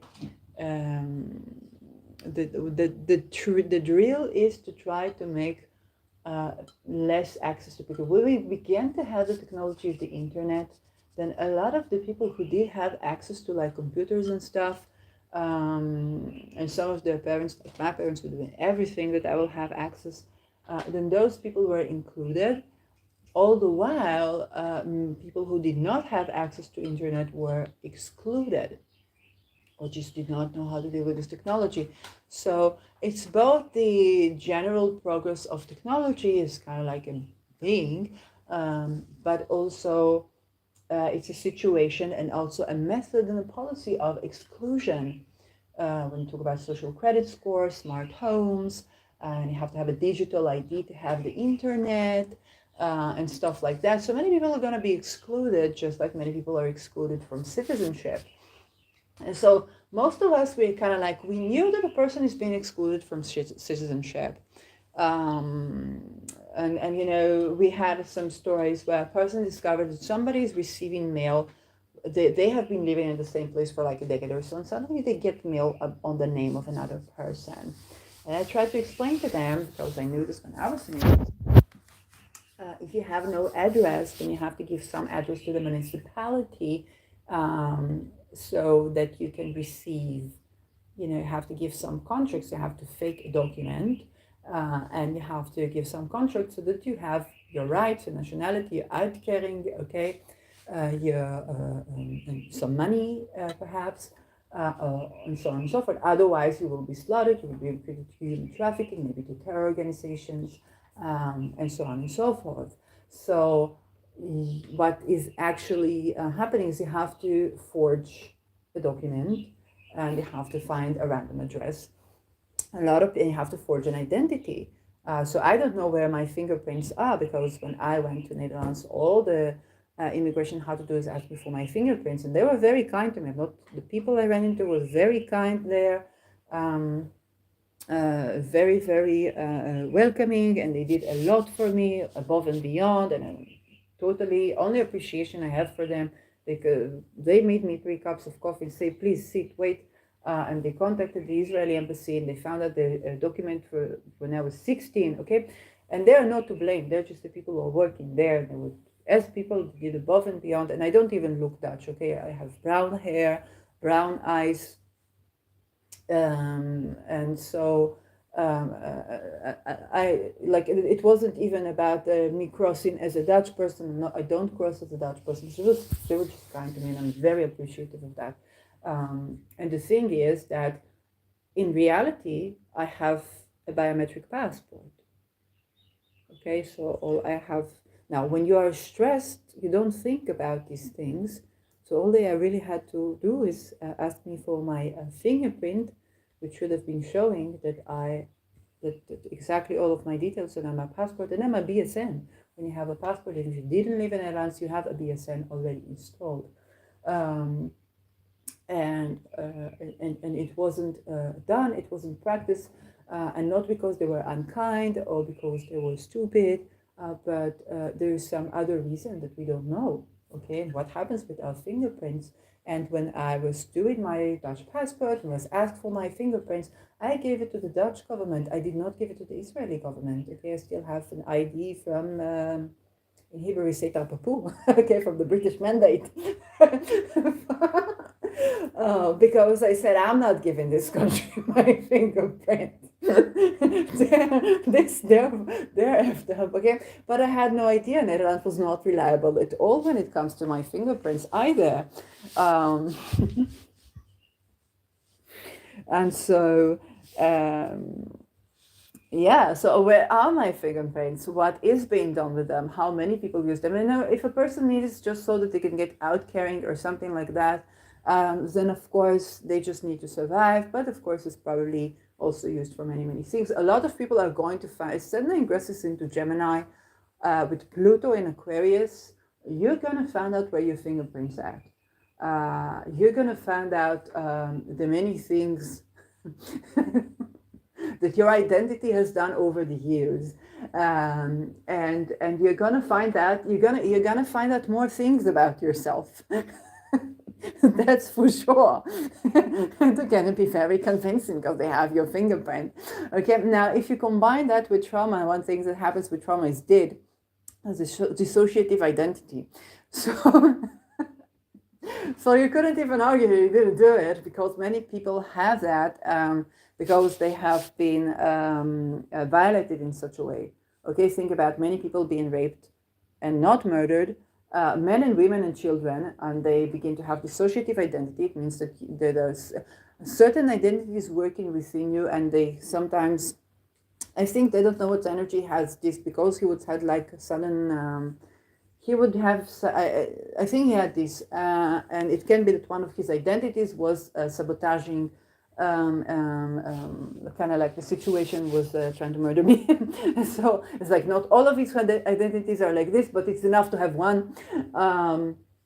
And so, but he was helping people with identity issues, supposedly. Yes, I don't know you. We never know. But the thing is that when you combine deed and forgery of identities, and Pluto is psychological, then there are a lot of people that are going to be blamed in a lot of crimes, but also are not going to be able to be taken responsibility because they genuinely have, like, you know, they wouldn't, some people wouldn't even know. It's like, is it another identity of me did this? Something I wasn't thinking about, but we also have to take into account that there are these forgeries and that fingerprints are traveling in many places, and thus our identities are traveling in many, many places, doing many, many things that we have no idea over, and that can be another segment of the Sedna story, because if you think about those 15-minute cities and surveilled, they are kind of like jails, and when you want to put an entire society in jail, You need to show that it's corrupt some way, and you need to separate people from each other. So, and you must understand that in these issues, many people already did kind of things. So let's say somebody had to kill somebody in the street, okay? So let's say you had to kill someone, so they will rob you or kill you, and you're both homeless. So now you have a murder case. And it's not, even if you weren't in a secret society where trust is based on the crimes that you do, and there are various levels of crimes to get into that society. And so now they have a thing against you. So let's say you robbed someplace or you murdered somebody. And we also running from different cultures, okay? I have no problem to talk about the fact that I needed to steal food from the supermarket because I couldn't walk in the snow for like hours. And there would not necessarily be in euros for me to buy food. Yes, I don't feel ashamed of this, and I don't think that this is particularly a wrong thing to do, to choose life. Yes, but you may run into people who have completely different values and ideals, and they don't agree with this, and they cannot steal, they cannot this, they cannot that. And there's no talking to them. So we're going to be running into those situations as well. And so it's enough for you to have like a felony, and then somebody steals your identity, and they do commit a billion of other felonies. And so you're more reluctant to stand your ground. Or you have to say, I did this felony, but that depends what that felony is, and so on and so forth. So this is already bringing us to a place where it's going to be, people are going to be put in these high surveillance jails as well, technologized jails over very much no reason. And when you think about world war or refugee situation, of course you have to steal, and many people have to murder. Okay, if you have a family, it's way more easy to recruit you to human crime organization because you think, okay, at least I can feed my child, and then you have to traffic another child. You don't want it to be your child, and it's kind of like it's very, very difficult. Okay. The people that were committing the atrocities, the rapes in 7th of October, many of them were drugged up. They were given drugs to do so. And some of them perhaps have been gay people, gay Palestinian people that were recruited, and because being gay in this society is so difficult, because of the religion and so on and the stigma, then it was a life risk for them, and then they would be recruited to be spies, to be terrorists, okay? So, and I spoke about this even before 7th of October, those things. And so, yes, of course, you want these people, after this, everybody's like, okay, we want all of these people to die. We also want the people who give the order to die, so that we want to abolish the entire thing. Many more people are recruited to such stuff. There was a story about the man that was sending his children on a plane so that they would not be recruited. I think it was, I don't remember if it was in Peru or where. He was sending his young children, 3 children, on a plane, and the plane crashed, and somehow the children survived, and they foraged in the forest, and the father was sending them away so that they would not be recruited to a guerrilla organization or a terror organization, okay? Because children, and we know in the Negev a lot of children were raping young children as a part of crime organizations. Supposedly political rapes. Again, we don't know if it's crime hiding as politics or politics hiding as crime. It's kind of like they work together. So children, the stories of children being recruited, crimes against children, kidnapping of children, technology-related identity thefts, organized crime, deep fakes, okay? So they can like, oh, is this movie is deep fake? Is this movie is AI? Is this movie is real? What is not real? Is this person back? Is this person missing? Is this person alive, dead? Okay, we already have this. We usually had this with like heads of states and leaders. Now it's going to the people as well. So those are a part of the things we're venturing in with Sedna re-entering Gemini. Okay, it's the theme of betrayal, because we never tended to this issue. Okay, if people, let's go back to Taurus, which is relationship sign. If people were living as a couple and then they would have an apartment as a couple, then a solitary person could not have housing. And let's say I want to escape violence, but everybody tells you that you must not stay with someone who is violent, okay? But nobody allows you to live alone. So this was Sedna Taurus. Okay, this was those experiences of betrayal. Men were murdering women and children because of this and committing suicide. Okay, so yes, there are some obsessive people that are like murderers, and sometimes it's political situation. Okay, a person knows that they would be slaughtered in the street, or they would be forced to hurt their wife and children in the street. They can murder their wife and their child and die. Okay, those things too. It's not only, oh, the man is obsessed and it's primitive. Some of them, yes. Some fathers were murdering their child because she went with this man and not with that man. Fathers killing their child and so on and so forth. She was disgraced to the family. Murdering your child is disgrace to the family. Now we are going to Gemini, and Gemini already involves technology. Okay, the 7th of October, Maui, they were happening, technology was involved in a betrayal. Okay, think about the laser beams. Technology was involved in a betrayal, and news, information, fake information, trying to regulate the discourse, all of these things, and the trying to hide the discourse of betrayal. All of these things are going to make a reappearance.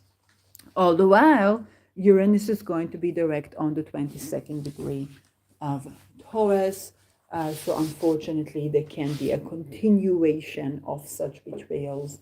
And we have to understand that this is not your government betraying you, because it is in no position to do so. It is in no position of power, especially when Pluto is in Aquarius. You cannot talk about your government, because your government is a straw man. Okay, it's not an entity that has any power in the international arena anymore. Okay, this is very important. Pluto Capricorn, we can still talk about the elite, the government. We already understand that our government are being funded somehow. When you want to think about bonds, bolie-colies, insurance companies, and banks. So who funds these guys? And you say, we the people. Well, if you really funded these guys, your well-being and your financial freedom was important to them, because you are their food. Okay, there's no economy without people, but there is land without people. Okay.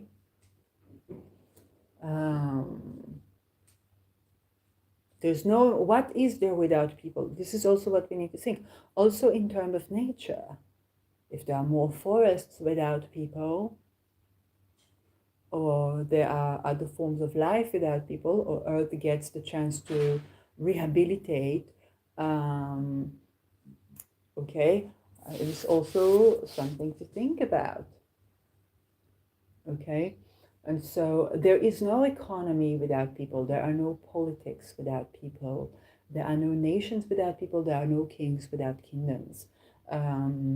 And so who you are being betrayed of, and there are no parents without children. So when you are being betrayed, you're not being betrayed by your kings, your leadership, your government, um, and your parents. Although this is the person you're going to blame. Okay, when I was trying, somebody was trying to recruit me to human trafficking in Amsterdam. So she saw me one night in the street, and of course I didn't sleep.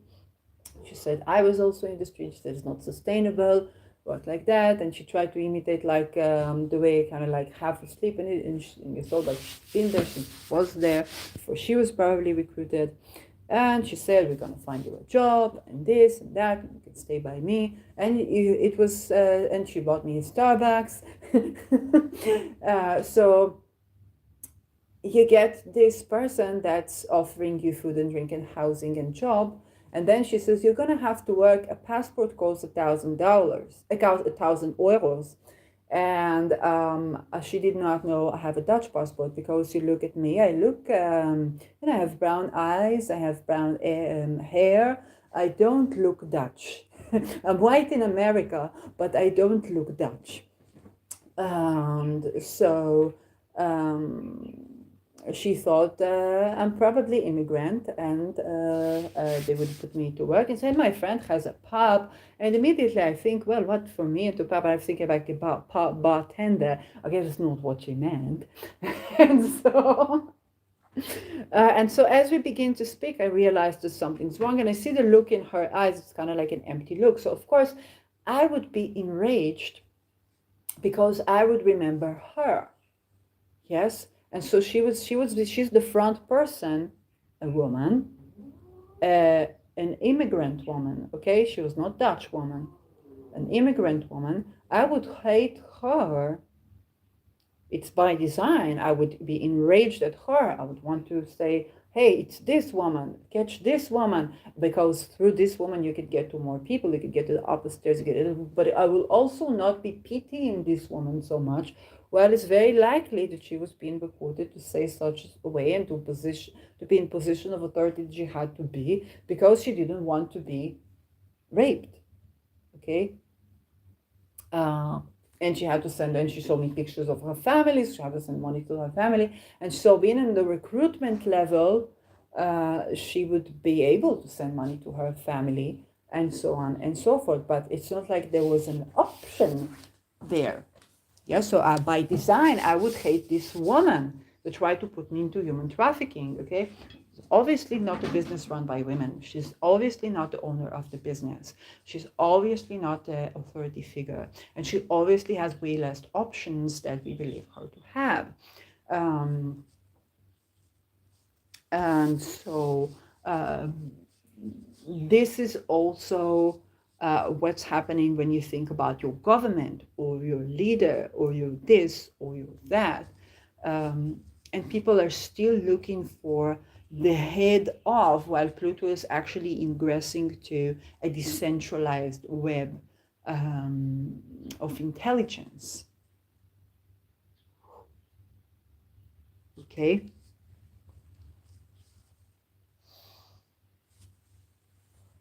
But right now, when Pluto is in Capricorn and Sedna is in Taurus, definitely we're looking at the intimacy habits and ritual sacrifice habits for fertility, Taurus, of the people who fund our governments, who fund the banks, not the banks, the people who fund the banks. And people like Kioski that tell you, well, if I'm broke, it's not my problem, it's the bank's problem, because the entire banks collapse. And so I'm not saying that he is, because then the Tao that you can name is not the Tao, but also these type of people, okay? We don't know anything about him. What does he practice when he practices for fertility? We don't know. And it's enough for a person, these people that are in super yachts and have islands, they're not meeting the natural occultist, and so they try to get the advice of what to do and how to do. And if they're being told, well, you have to sacrifice this person at that date with this heliacal rice and so on and so forth, they would do this. And if it starts a world pandemic, okay, maybe it's good for the world, maybe the sky wants that. They get their island, they get their thing. Yeah, we don't know what these people are thinking, or how do they think that they can live in a bunker for 70 years. Okay. This is also why they don't immediately nuke the entire earth, but they want to see what they can do without nuking. So they get a place to stay. So they get to stay in an island, but your houses are collapsing and so on and so forth. But we also know that those wars affect the climate, um, and we are a part of nature more so than we know. Okay, when we eat the big animals, then the small animals have growing population. We eat too much of the big animals, then we can have like the Egyptian stuff, like pests problems. Well, when we eat enough and not too much of the big animals, then we are part of maintaining the ecosystem. When we build houses from forests grow. Okay, we diminish them and then they grow. Um, when we, yes, of course, when we die, it regulates certain things, but it doesn't necessarily mean that we need to die all that much. Okay, we definitely know willing consent can connect us with if you ever try to have sex willingly, consensually, or even self-pleasure willingly, consensually, you see what are all these things that you think about that interfere with your flow, are things that you needing to tend to in some way and shape and form, and what's underneath them and what's underneath them, and then, or sometimes you would have an orgasm and then you would have like a eureka or an insight, whether it's to your work or to a field of study or an idea that you need to do, or just become more communicative with the world around you. Okay, those things where we are a central nervous system. Pluto and Aquarius will be looking upon how we are all one nervous system. Okay, the Ahriman forces, which is basically the upper chakra, and the technological and materialistically technological forces, I think Vlada and Sheva and Rudolf Steiner for that, are basically going to inspect the science of our nervous system and technology as a nervous system, and how the web of satellites, okay, surrounding the earth that was predicted, I think, by Rudolf Steiner, if I'm not mistaken, maybe by Master Beinsa Dunov. And this is somebody that both Krasia Tasio and Vlada Duncheva mentioned a lot. So Bulgarian philosopher and thinker, and prophet, basically. So that issue of having the age of the air, having all these technologies, and then the temptation to adjust our spirituality to, hey, we maybe were created by aliens. And again, it's not unlikely that aliens interfered or were connected to human DNA in some way, shape, or form, but it's not the whole story. And we were going to be so busy in looking in the engineering of things that is a phase for humanity to deal with. And yet we are also supposed to not forget our Luciferian chakras, which is root chakra, sex chakra, and solar chakra. Okay, and Luciferian chakras are basically the bringers of light. There's some sort of illumination, some enlightenment.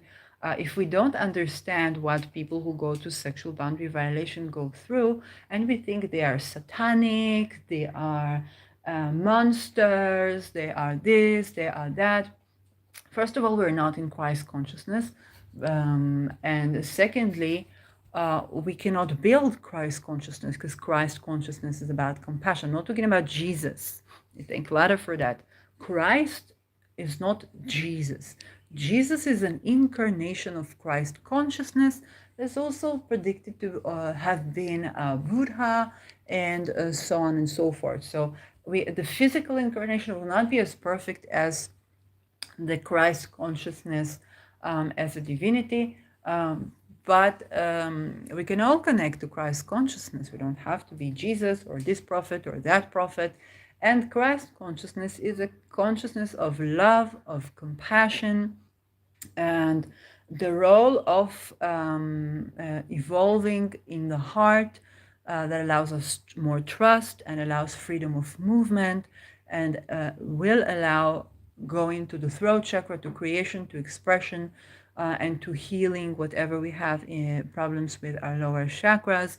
Um, if we think we can be in Christ consciousness without having food, without having soil, and just live on sunlight, various times in planet Earth, this is not the reality. We're not coming here to not enjoy the material realm. Okay, I have two beautiful kittens here in the household who were born during the war.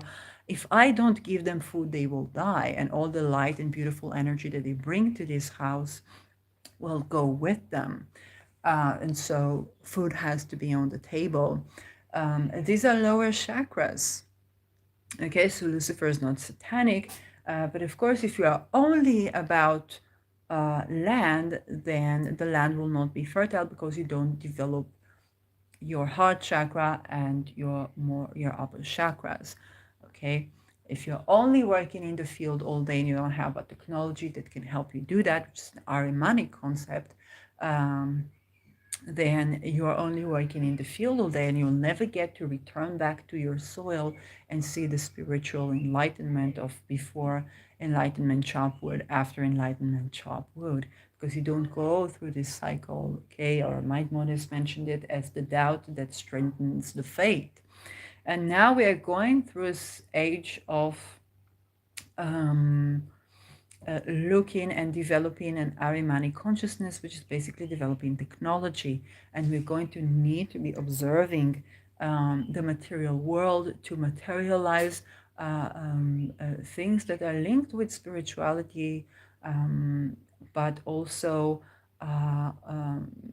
advancing humanity if they are used correctly, but we also, because we cannot do like everything at once, then a lot of people are going to focus on the engineering part and kind of forget the soul. One great example is trying to balance the nervous system or the neural system by using a chip in the brain and thinking, oh, that's going to be healing the problems that we are dealing with and mood disorders and depression. But it's a multi-layered system, and sociology and psychology and politics are also points of interference. And without paying attention to them, basically people become imprisoned in their own brains. And indeed, in experiments with that, people went in and out of hospitals after they already tried all the supposed drugs that you have to try to get to this kind of experimental treatment ethically. So if you would ask me in 2014, I would say, oh, this would be such a great idea. And then my then good friend says, but like I think about the bugs in the system. And I was thinking, like every system have bugs in the beginning. This is more Ahrimanic consciousness. Okay, it is so excited about going through these developments that it doesn't see the sacrifice, and we do need to remember Christ consciousness as we delve. We will develop these technologies. We will the intergalactic consciousness, but we also need to remember that we are all both Luciferian, Christ-like, and Ahrimanic. And it's not a vicious thing. It is a part of being a whole being in the world. Sedna is more the intergalactic meridians wisdom. And it's not Ahrimanic in nature, but if you have been betrayed, then your Luciferian chakras, the root, the sex, and the solar, are interfered, okay? And so it's difficult to maintain Christ consciousness, okay? Without Lucifer, it's very difficult to build on Christ, okay? Because Lucifer is the light bringer. There is no life without light.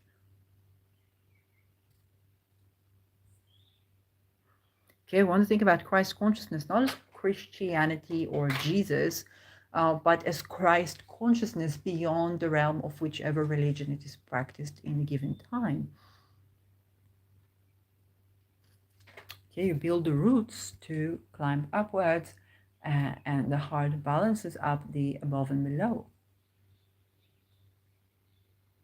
And so when the root is not okay, the Ahrimanic consciousness cannot develop correctly, and the Christ consciousness is trying to balance too many things without having soil, without having, how can you be vulnerable if you cannot withstand being in a situation of separation? Okay, let's say you're dating someone, you want to be vulnerable about the fear that you have, or a situation that you have, but for your partner this is something they cannot deal with this right now, and you would need to separate. Okay, if you have no separate housing, separate food, you cannot speak the truth to your partner. Now you're lying to your partner, you're hurting trust, and you're damaging both of your nervous systems.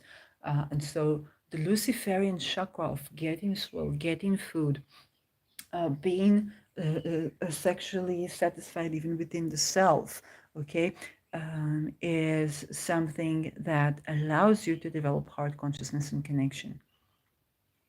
And then it allows you to have an intelligence, a technology, looking into space, into the air, looking upwards, okay, and into divinity as well.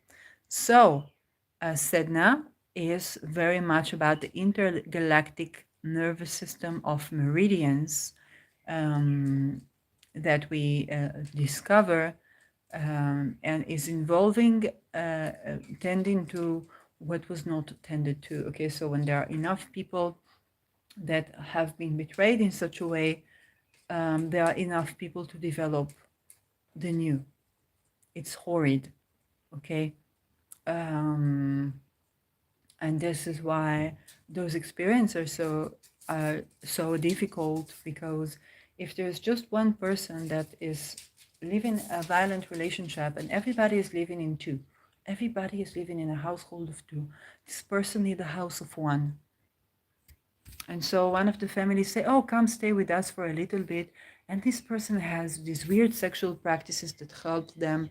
Let's say they have to masturbate, or they have to do a certain type of magic. This helps them to go out of a violent relationship. Okay. But the people living in twos, they don't know what it is. And so this person needs more space. This person needs to balance their nervous system. And this person walks on the soil, and they're like, okay, we cannot keep this in the house. They need a place. And there is no place, because nobody builds a house for one. They only build a house for two. And so they find out it's too crowded. They can hold them for a little while, but they cannot live with them forever. And they're like, okay, you need to find a house. But there is no houses for one, only houses for two. And the government only helps you if you are a couple and are going to have children. And you get no help, and this person has no place to be. Now you're a family, and maybe you're thinking about having another baby. So you need to clear the surroundings. But it's both your baby and this person in your household that is going to need a house for one. And now you want to build a house for one. If you're only one family household dealing with this, it's very difficult to create a change, because anywhere you try to build, you cannot build. You're just one, okay? But if there are 70 billion people dealing with this, now the map of the world is changing. This is both Aries stories and outer planet stories and Sedna stories. There are many people dealing with homelessness, okay? But people were raised to think that these people made bad decisions in their lives and so on, and we can't take care of everybody, and we do what we can, so maybe we can find them a job. But it's how our entire system, familial, collegial, labor system is corrupt, and the children that need to be born to this world, they cannot with this corrupt system. They need something different. And it's also touching on fertility.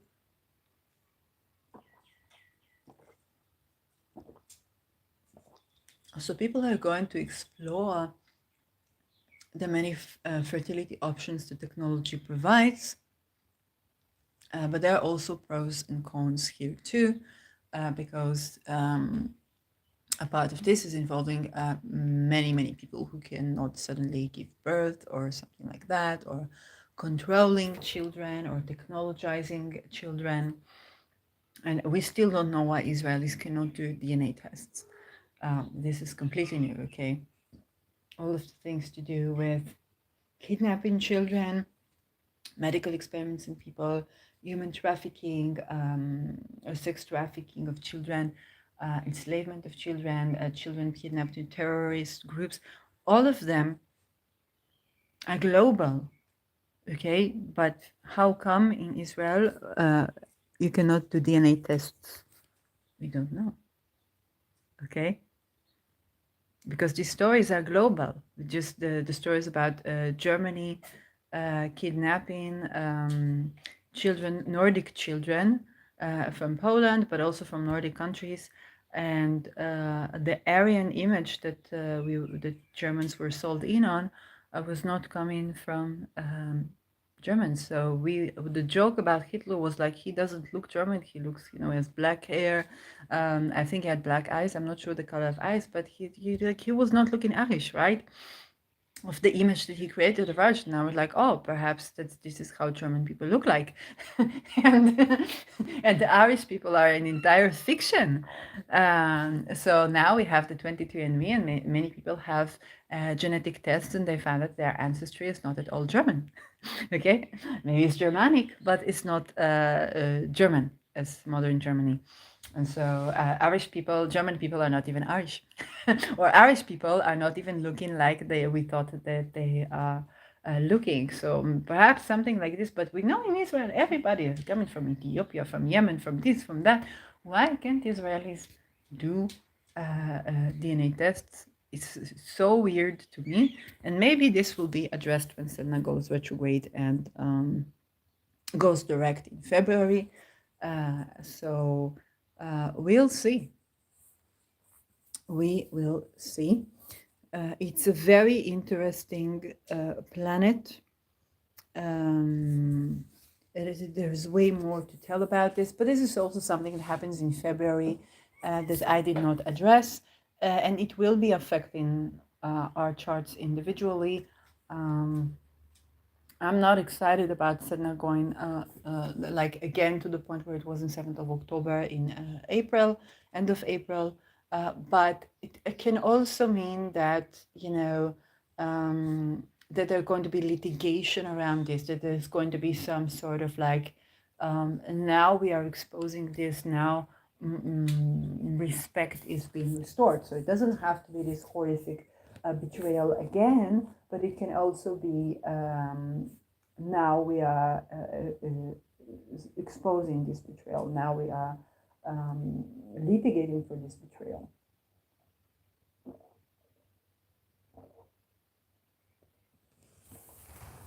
And so, if you think about all the forced hospitalizations and the drugs, so definitely more and more people are going to be aware.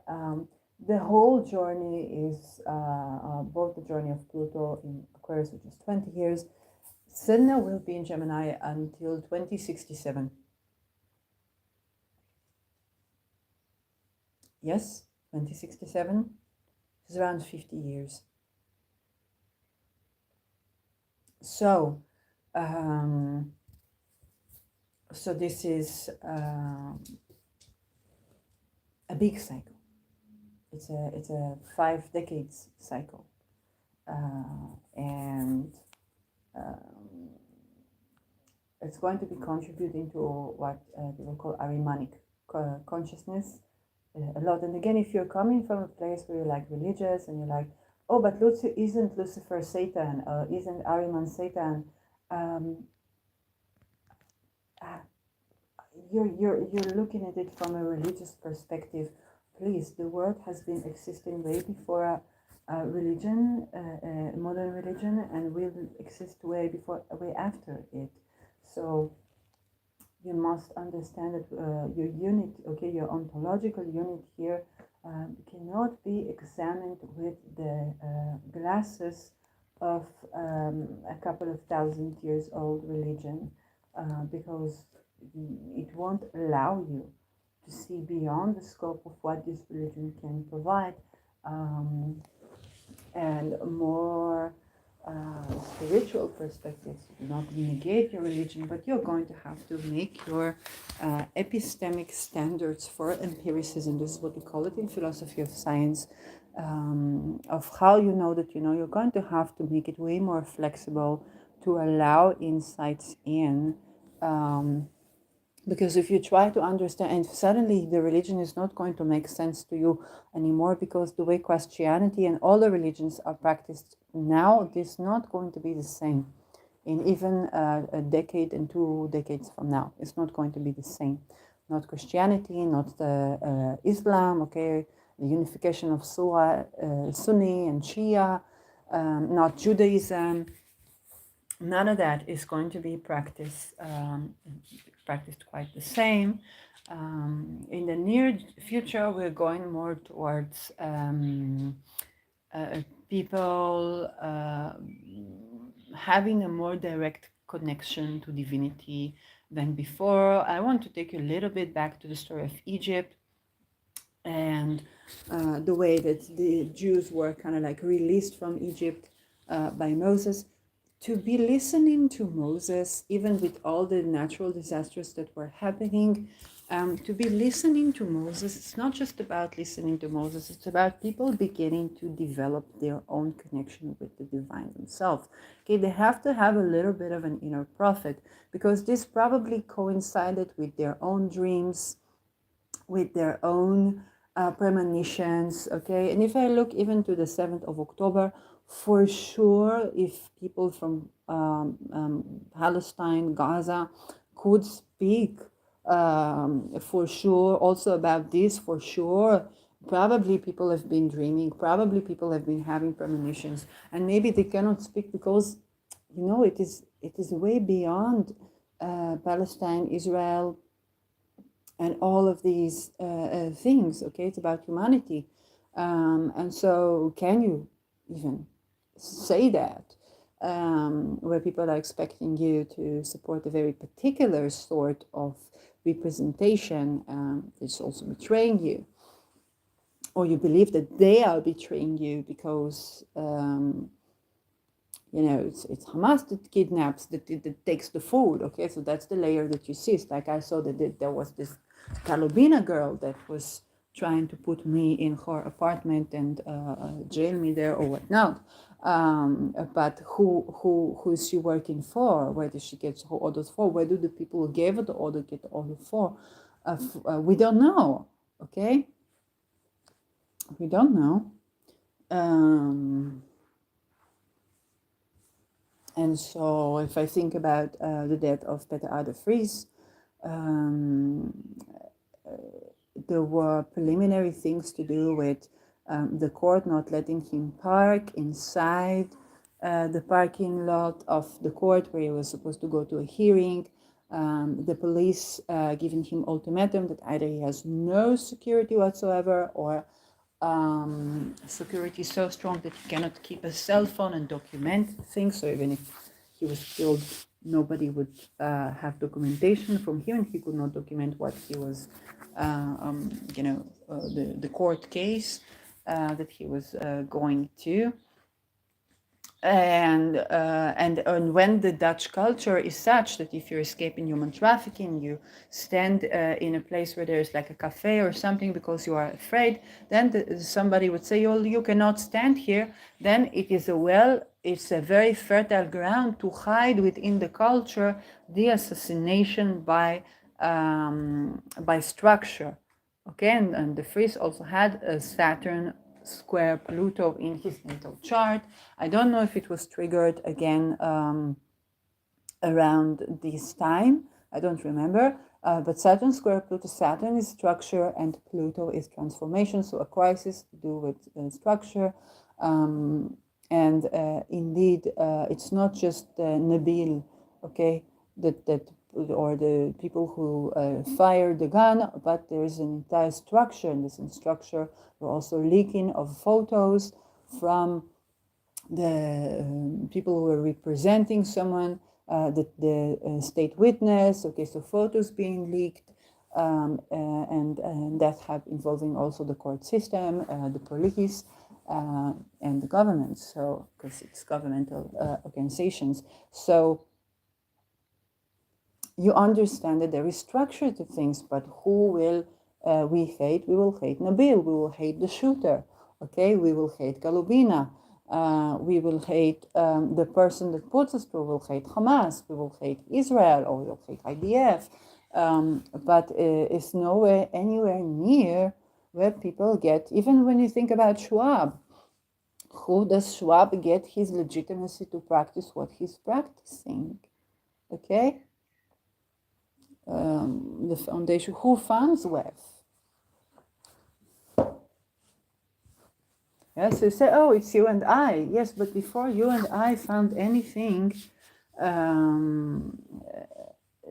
it's also, anything new that you build, you need foundations. Who founds Geneva University, where Schwab teaches? Those are questions that we're still asking in Pluto and Capricorn. Pluto Aquarius would already be kind of like a whole different story, because this Capricornian system collapses like a tower of cards, and it is set too. Okay, think about when Pluto was at the end of Sagittarius, and think about the age of school shootings in the United States. Okay, so we have one by one systems of education, and even higher education collapsing around certain topics. Then we had the banking collapse. Okay, so the education system have been containing shooters way before the banks collapsed. And so people were with the onset that they want to abolish weapon, and then they were evacuated from their homes. Okay, which according to the second amendment to the US Constitution, you are supposed to shoot to death anybody that evacuates you from the place of residence. This is capitalism. It's not communism. It's capitalism. Capitalism is not corporatism, referring to John Locke. It is the duty of the citizens to stand to the government with arms, to grant their freedom, their liberty, their dignity, and so on. So if somebody comes to evacuate you from the place of residence, if you are renting there, you are the person that lives there, you are the person that maintains the property right now. And so if they come to evacuate you from where you live, and this is government involved, okay, it's not private involved, it's government involved, it's law enforcement, you are supposed to shoot them to death. Those things of 2008 are happening after people were primed to desire to abolish weapon, and discussion about the Second Amendment, and those shootings were happening in schools involving children. It seemed to be like one shooter, and then people began to have mass evacuation from their houses, that they couldn't pay the mortgage, and so on and so forth. What they were supposed to do is to mass shoot those who come to evacuate them, but they were already primed to not want guns, and to not want to keep guns, to abolish holding guns, and so on and so forth. In 2023, we already have lasers. Okay, they evacuated with lasers. And so you can shoot at the star, but you'll probably not get a laser beam highly attacked. Okay, or you can wear blue. And wearing blue is also the color of truth. So this already has a more holistic level. We're heading to the age of Aquarius, to frequency, to waves, and how they affect our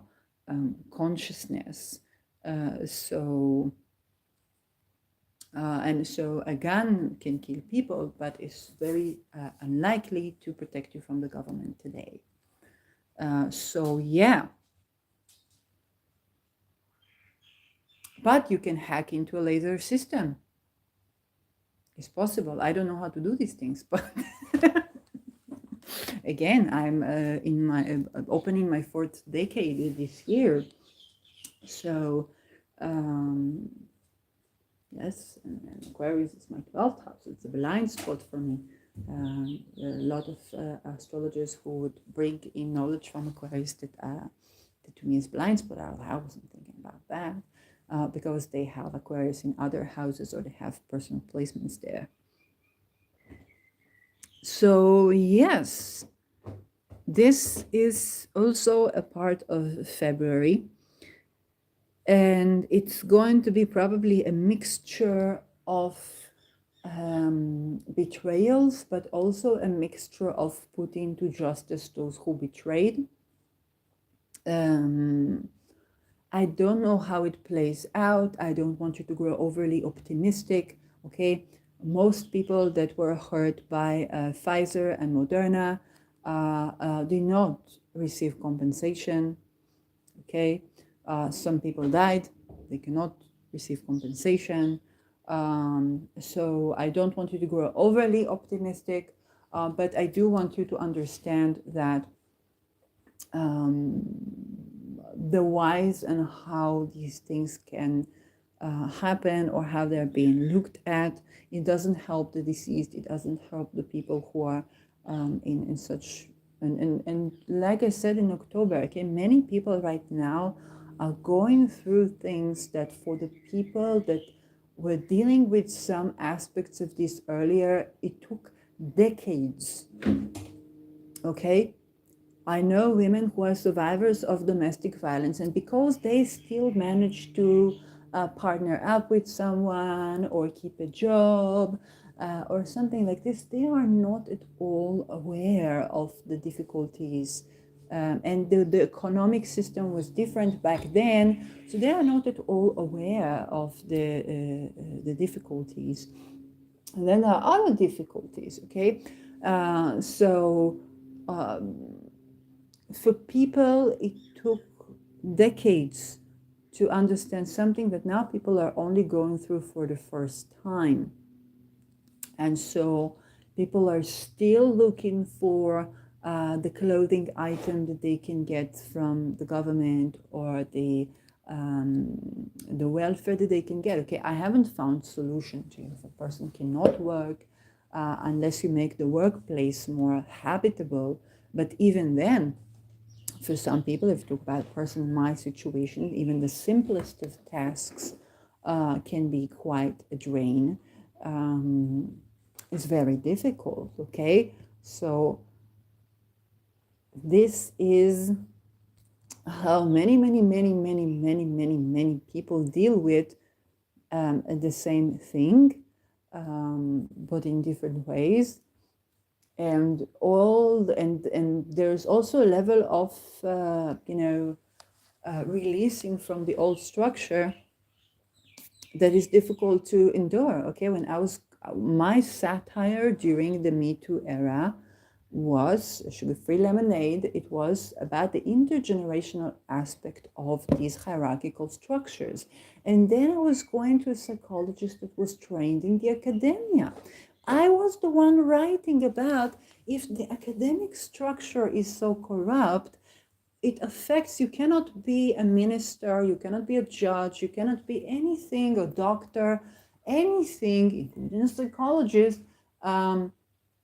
without having academic training. And this training sets you to cultish thinking, and you cannot actually be a stand-upper. How can we practice democracy when we study politics and governance or political science and heuristics and economics in structures that are hierarchical?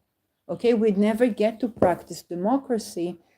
And so our democracies are affected by this, okay? I wasn't just thinking, oh, he said something to me, he said something this, he said, because There was something more than, if it was just this person saying something to me, I would go to some other workplace. Whenever I see a pattern, I say, okay, maybe there's a pattern in me that I need to change. But hey, there is something here. I'm changing patterns in me. I'm growing. And I'm seeing that more than changing patterns in me, there is something going on here that is beyond changing a pattern in me, but it's also beyond this person who is like the opponent, because there's something that the society is going through right now. And then I went to a psychologist that was trained in the academia. What was I thinking, right? But it's also, there was a limit to how much I could process myself. Okay, I was writing a thesis about the philosophy of medicines, and my family doctor was telling me, yes, what you're dealing with is something also from the soul. You're dealing with something difficult with the stress I was going through the after Me Too trauma. So she's saying, yes, it's not only physical, there's also something with the stress. And it wasn't gaslighting me. She was pointing out to the fact that my situation cannot be just diagnosed physically, because I'm dealing with something psychological as well, and I need to tend to that, and she alone cannot help me. Okay, I was writing a thesis about these things, but dealing with this in my day-to-day circumstances, just as I'm telling you, right now, I'm dealing with a situation that I don't know what will happen, once there's no money coming from the government. Where will I live? What will I eat? And so on and so forth. So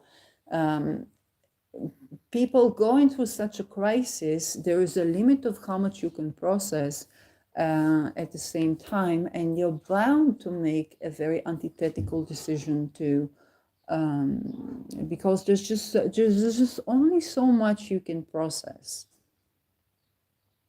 There's only so much you can process. And that is basically also how we get into betrayal situations. Okay, my psychologists, they don't know what's energy. He basically betrayed. It was a form of betrayal. But it wasn't as if I didn't have the intellectual knowledge that he is trained in academia and he is a part of this malstructure.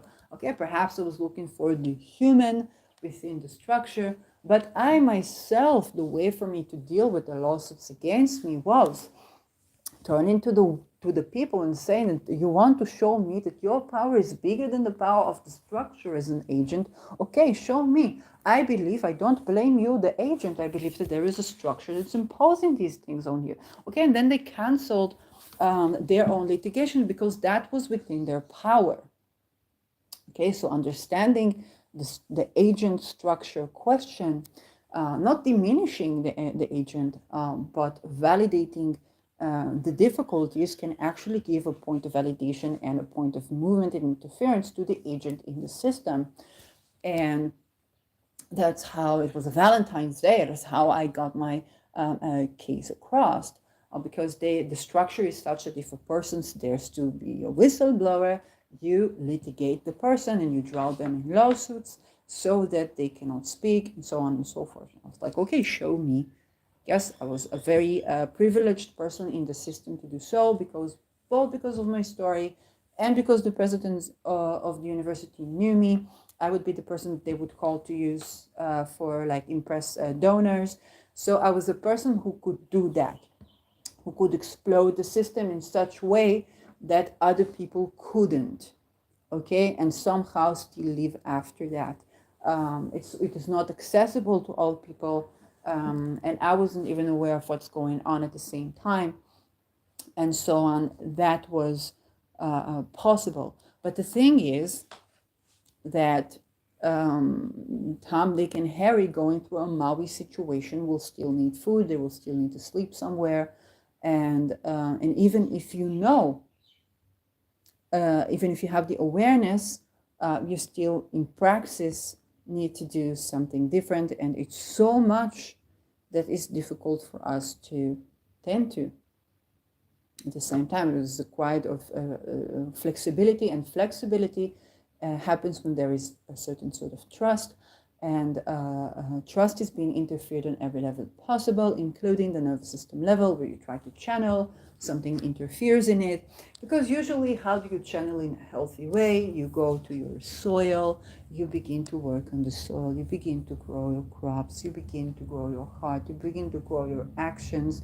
Okay, one of the things that Rudolf Steiner said, and I thank Lada for emphasizing on that, because he said a lot of things, it was a lot of the pick this one thing, and that is that it's not by doing yoga that people will channel, but actually by being good people. Okay, what takes for you to be a good person? Okay, for you to make a choice. Most of us are not Jesus.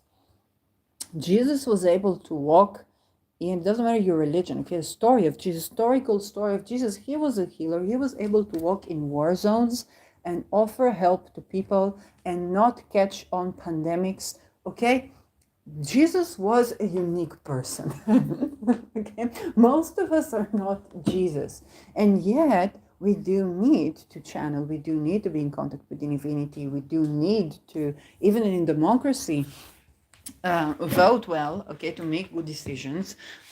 Usually for us it is done by taking care of the land and taking care of the trees. Now we have a connection of intelligence with the land and the trees. And then we take care of the people in our family, people in our society. Now we build a web of connections and trust.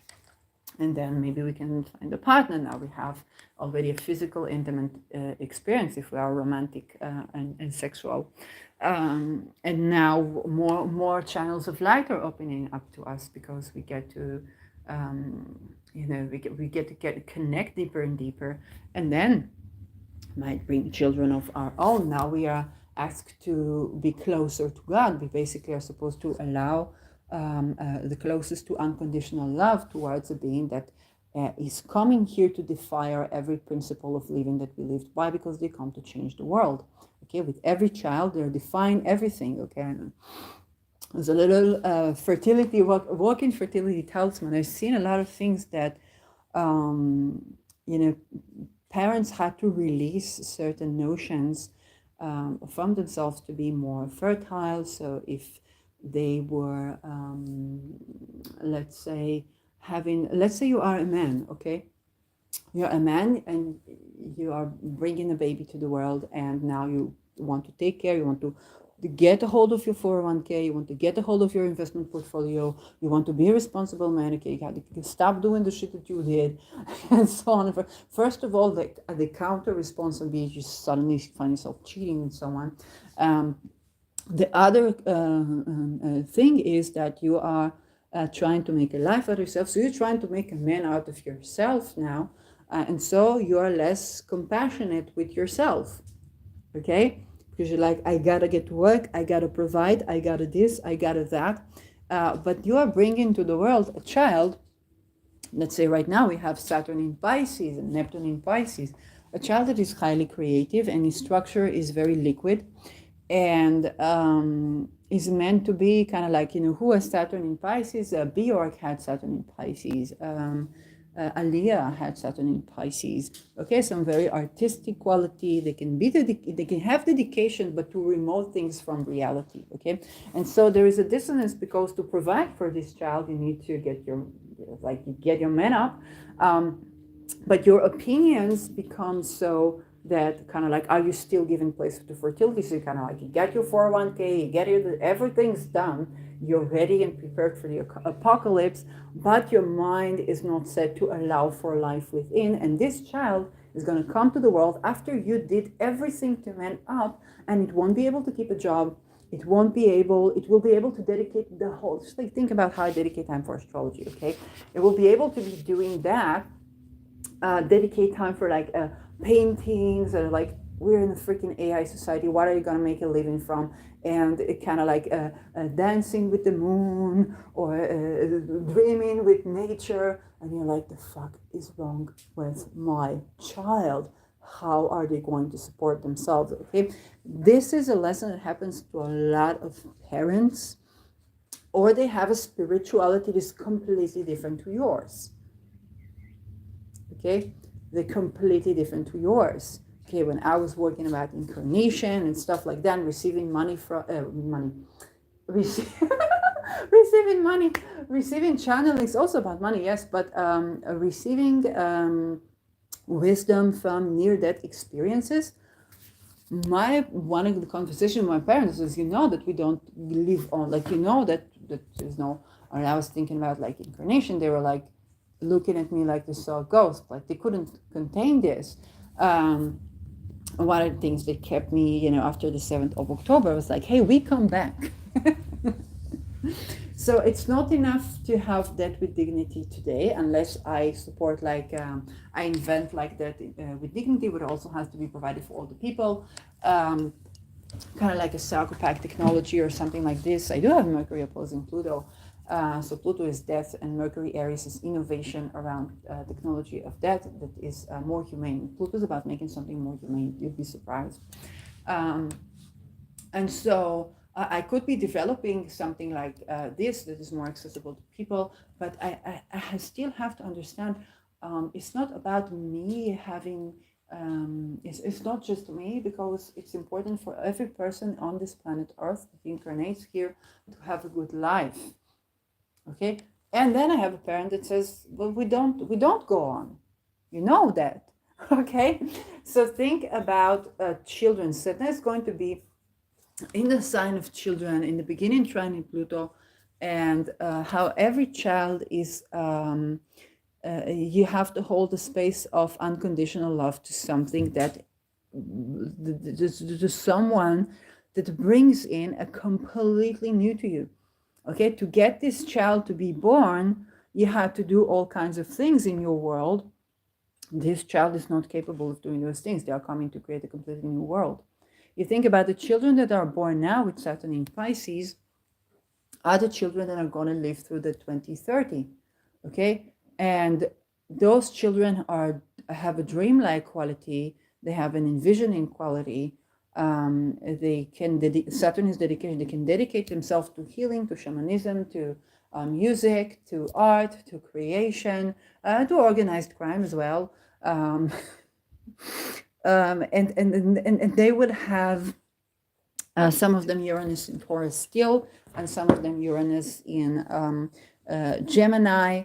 So they would want to like develop technologies and stuff. But for like, they would want to develop a plane just to fly and see another planet, and they would get like premonitions and consciousness and different languages, or they would be able to hear, like, I don't know, a planet speaking and translate this, and not even translate this to their own language, but kind of understand what they're talking about. None of us gets that. I don't know. Okay, but I know that his children are going to be able to do so, and they're going to have Pluto, some of them in Capricorn, but most of them in Aquarius already. So they're going to have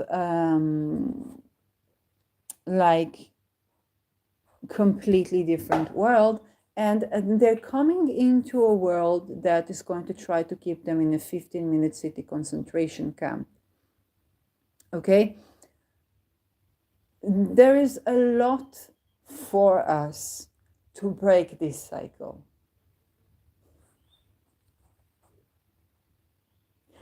There is a lot, and try to think about, if you think about incarnation or channeling.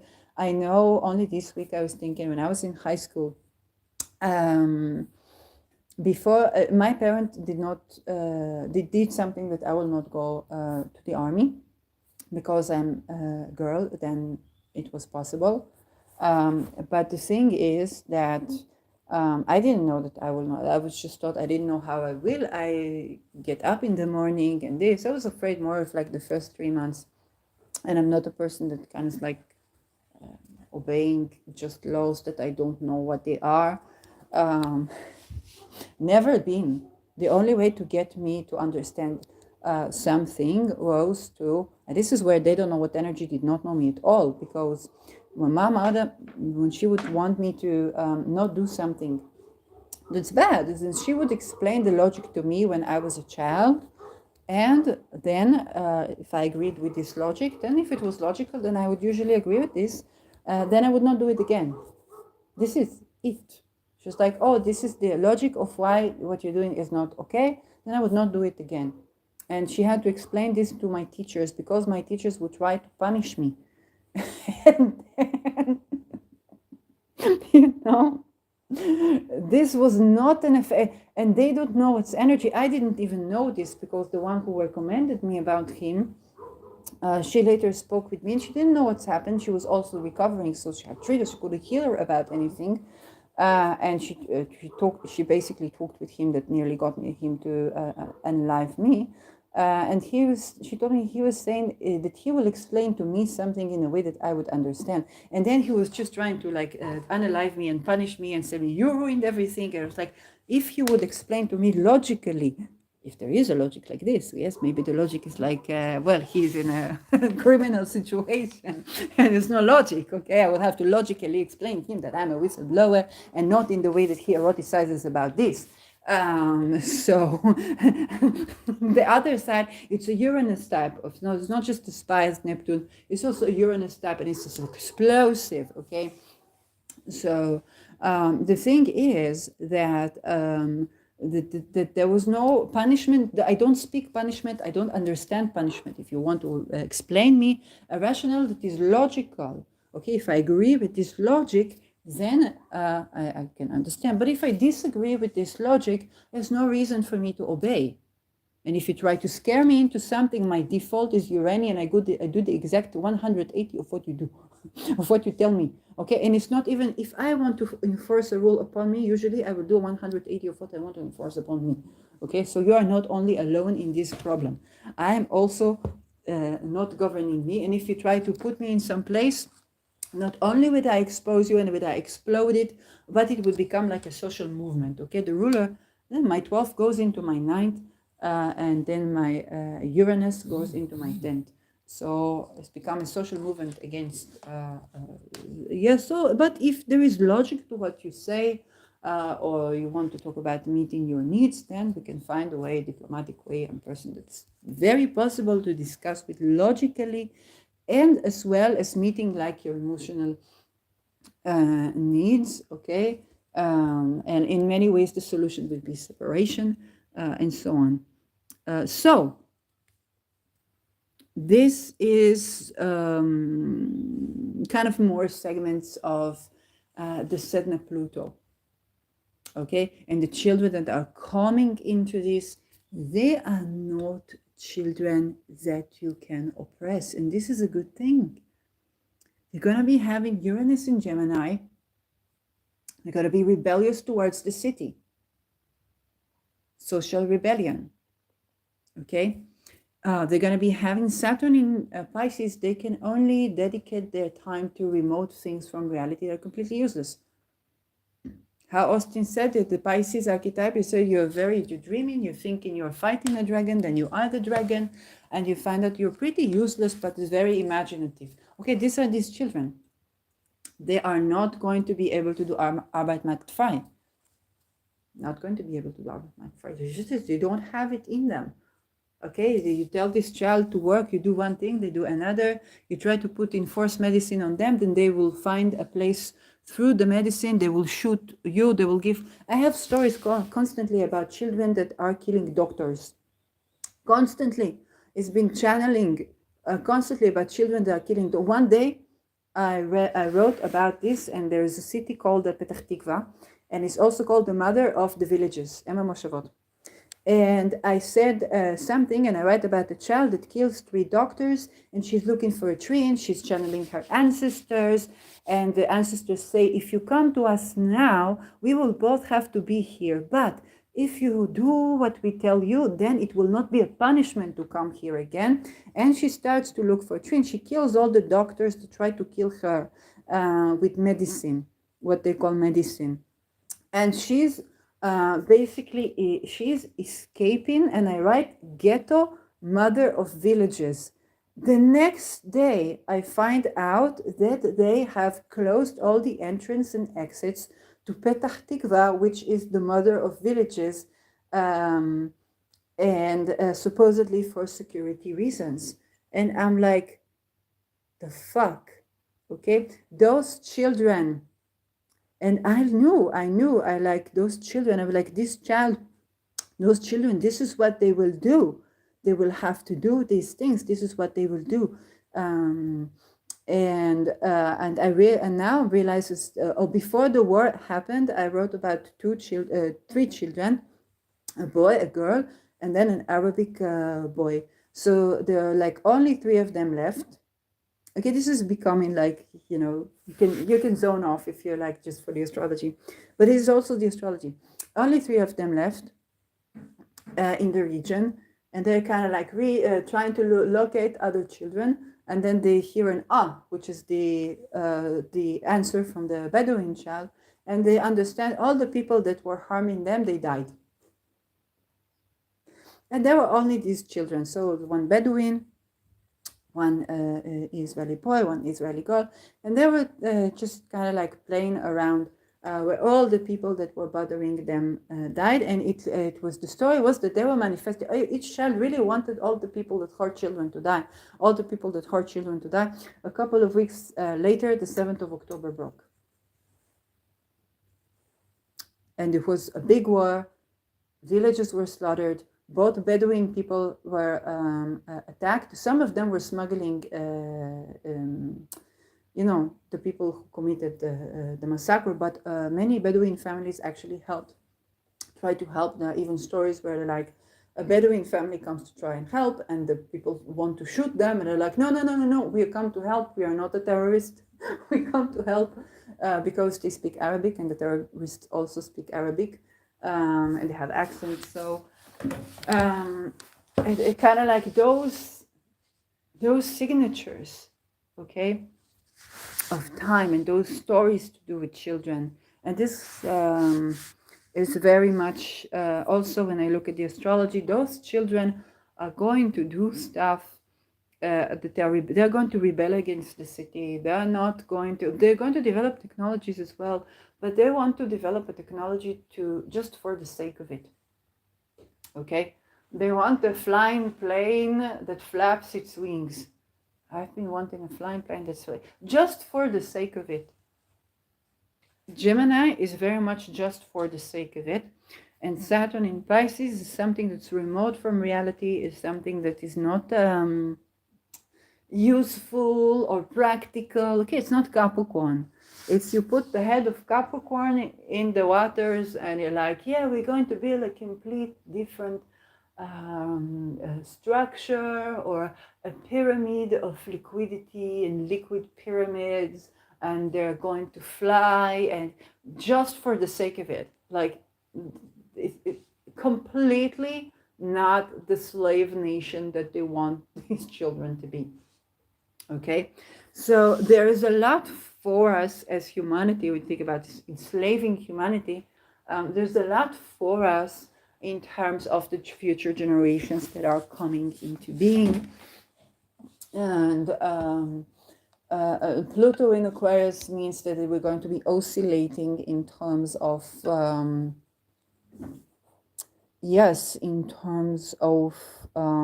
what are the ideas for humanity. Do we work with aliens? Do we fear aliens? Humanoids, okay? The creation and the creator and the creation. Also from creative rights, but also kind of like a robots thingy. There's just a lot of interesting things, to do with that. But it also means that the Sedna stories are going to revolve around children a lot. And it just means that a lot more people are going to be dealing with what people dealt with, and they couldn't speak because everybody said it's a conspiracy. Okay? So the supposed conspiracy is going to be happening to more and more people. In the past, you think that somebody would be feeling, having a physical damage from somebody's words, other than like a witchcraft. It would be inconceivable, but now we talk about psychological violence. It's not that it never existed, and now we have a name for it. So yes, a little bit of a Sedna story for a Saturday.